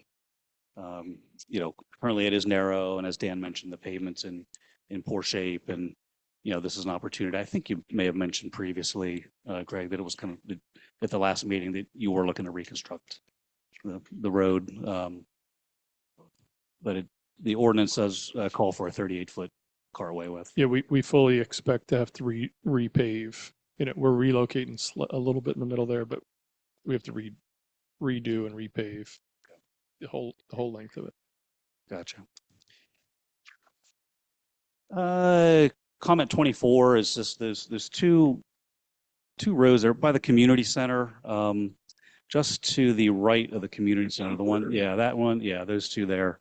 Those two roads need to be either aligned or 150 feet apart, according to the ordinance. So I don't know if that's something that can be corrected. Talked about sidewalks earlier.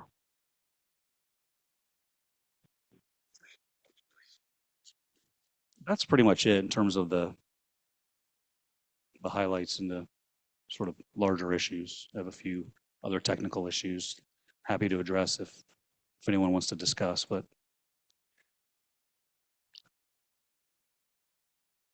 Yeah, they're the main issues, but you have a whole list of them. 36 of them total. yeah, the last comment there, I think Greg maybe had referenced that the Act 209, the impact fee as part of the project. So we just identified that number based on the township's current fee of $913 per trip. Would be a $423,000 contribution to the Act 209 fund. I see on the previous study was about the existing homes. Are the existing homes the two historical sites? Yeah. So in the previous study, it said to give more of a buffer to those homes, but this says to take the driveways, to remove the driveways. So it would be like a smaller area. Yeah, I think the comment there is basically, you know, is there anything we can do to just, it's all about operation and smooth traffic flow and reduce the number of driveways wherever possible. So is there anything that can be done to, again, it's hard to tell on this level of plan, but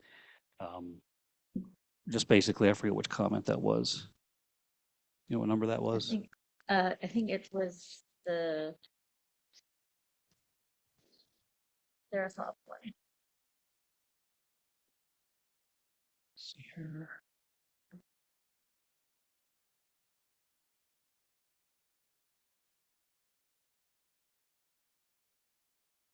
Honestly, I'm trying to remember exactly how what we said there. Cul-de-sac, sidewalks.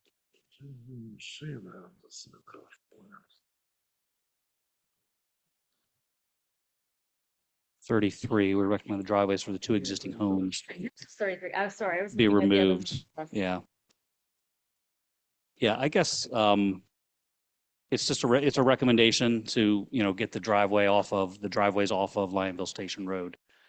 And if they can be coming from the proposed, site roadway network, just to keep traffic flowing more smoothly along Lionville Station Road.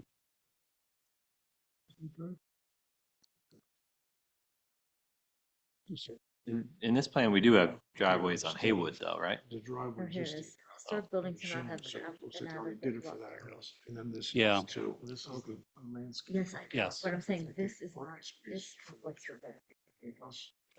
Yeah, I mean, that was actually another one of our comments was, do we definitely want to have driveways accessing the Haywood connector, with that being more of a through movement, people leaving to and from the site, going potentially from 113 through this, Lionville Station Road over to Haywood, or just even to and from the site along Haywood Drive.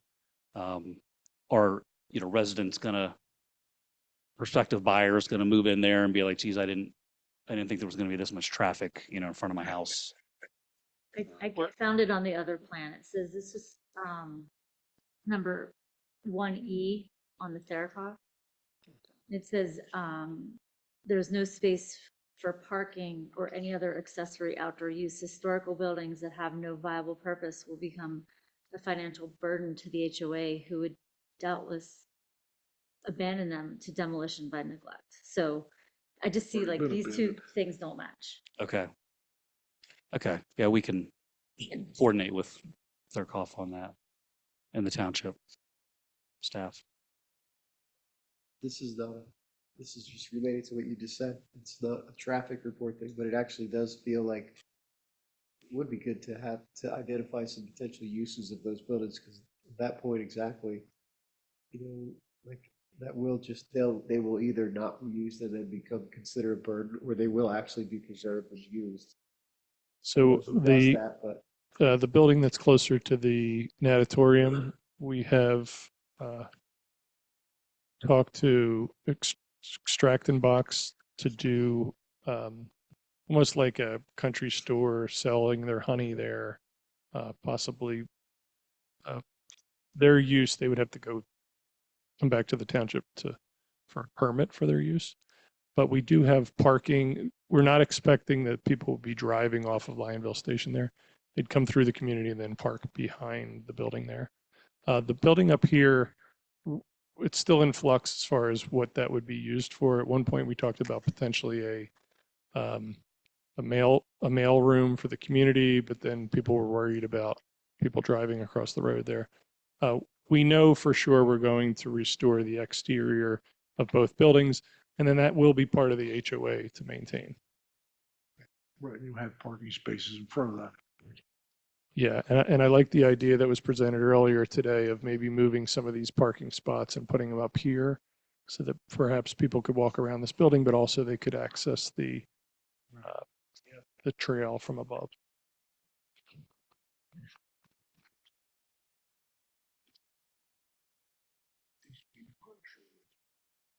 Yeah, look at this road. This is a through road now. That didn't make it like this goes away. It's a through road. They're gonna be holding your driveways.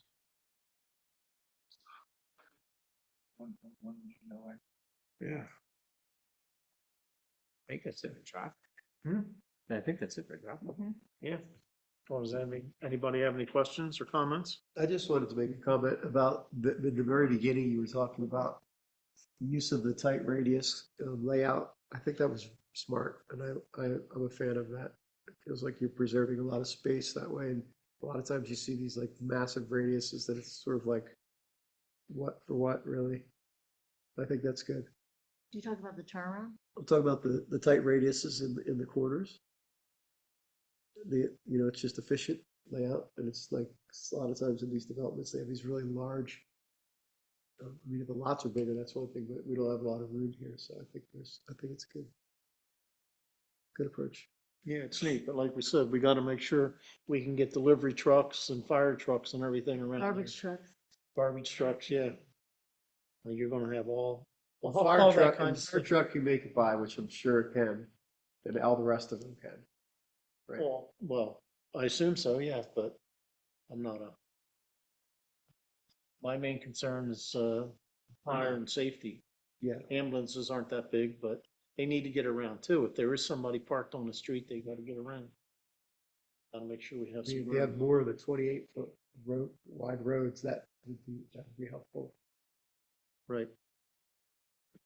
So most of these questions we came up with tonight are based off density and volume. I assume you went through all the calculations to, this matches what investment, right? Is there another option for fewer buildings that would still make your ROI? Well, we've spent a lot of time over the last year, and we've reduced the density by over 100 homes over that time. And I think a lot of the feedback that we received tonight is similar to a lot of the feedback that we received over the year, that I think we're going to be able to make the plan better with the feedback that we've gotten. But we've been asked to go this direction rather than the conditional use plan. And we did have to weigh kind of economics between the two, and knowing that is by right going through the conditional use. And you have your proposed list prices for each of these units, right? Oh, we're nowhere near Okay, that. but that's part of the calculation. For for sure, their we have to investment. figure out, yeah. Yeah. The marketability of maybe even a larger home versus, Again, because we have veered this into active adult buyers, the large. this is the big- typical size for adult. Yeah, this is a 55 very plus. successful That's- layout. it just And, seems and like- because we're so few units per acre, also, when you look at it, we were well below 100 acres of open space. We worked really hard for months with the Save Lionville Farms folks to get our open space up to 100 acres. We were kind of celebrating that. And now we're at 131 acres of open space. Understood that we have to net out possibly some stormwater management stuff, but I think we've really made great strides with this plan. And now we're also talking about reducing density for this conservation as well. So I think we're gonna drive up and down this road and be proud of what's there. And I think what's there is going to be far improved over what's there today, and the fact that the road's going to be improved. We're going to control stormwater. We're going to make sure that Eli's parcel isn't clear cut and it's not an industrial piece there up against houses. We have the connection to Haywood. So there's a lot of big picture things that we've been able to solve here. I can tell you we're absolutely not making money on buying Eli's property. That was, hey, why don't you guys just go do this? And we are doing it. And we feel like we keep bending the best we can, and we'll continue to take this feedback tonight and make the plan even better. But just to say, can you just cut a bunch of houses? That's No, not, it's just more of like us understanding your mindset and understanding what made this plan. That Understood. helps us absorb it. I appreciate that. I certainly appreciate the work you guys have put into coming up with this plan over the last year. But to what extent, or have you considered working with a real community design architect to like help shape the details and really improve placemaking and make it like a really nice place? So we're now looking at big picture, and we haven't got drilled down into those details yet. So we wouldn't bring them on. You know, we had a land planner initially lay it out. No offense to Rick, but typically we like to have planners rather than engineers kind of give us that big picture. We then went to our engineers to see what was feasible. But as we figure out, all right, this is actually where the road's going to be, then we can drive into those details, and we fully plan on doing that. Great. Okay. I'm still really concerned about the houses on Haywood. That's seems very problematic to me. There's people getting out of their driveways. Well, we do, Rick, do you want to touch base on? So we're contemplating, some traffic calming measures in there too. Yeah. We want it to be a useful access point, but we don't want to encourage it to be a raceway.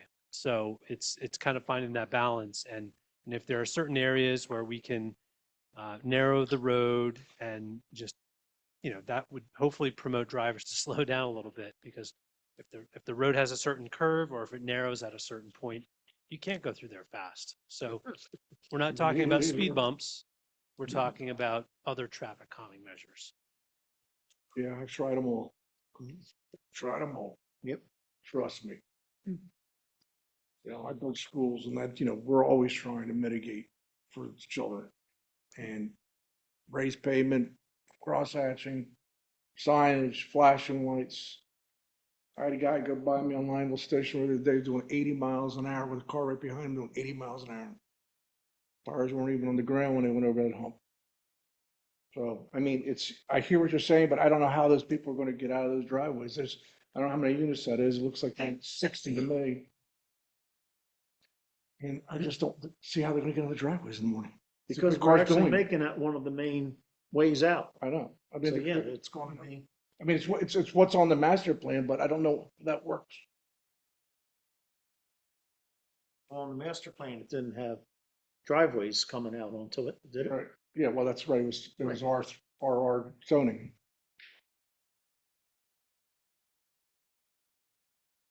So something you better look at real hard, I'll tell you.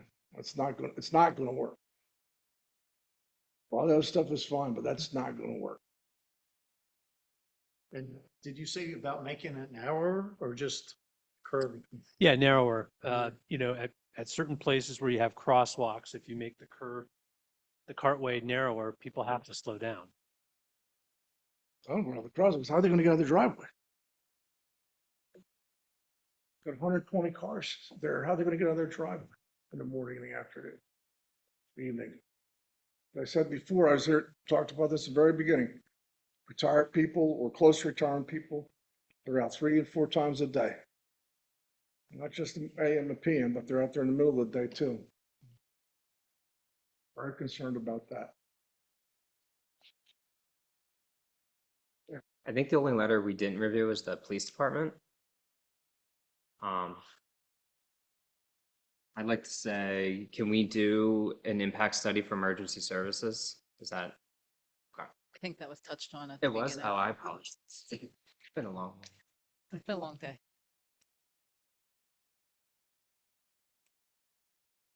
Well, there was it. So do we want to continue this tomorrow at 6 o'clock? You guys can sleep on it, bring up any other comments that you have, and then we'll do public comment. We're missing somebody today. Who's else is coming in tomorrow? Michael. Mike will be here. Too. I think that's probably a good idea. That's what we have on the agenda. Does that work? Okay. So with that, I'll let everybody know tomorrow night we will be open for discussion from the planning commission, and then we will open it to public comment. 6 p.m. With that? 6 Tara, PM. Bob, is there any other comments? All right. Good night, everyone. Thank you for coming in.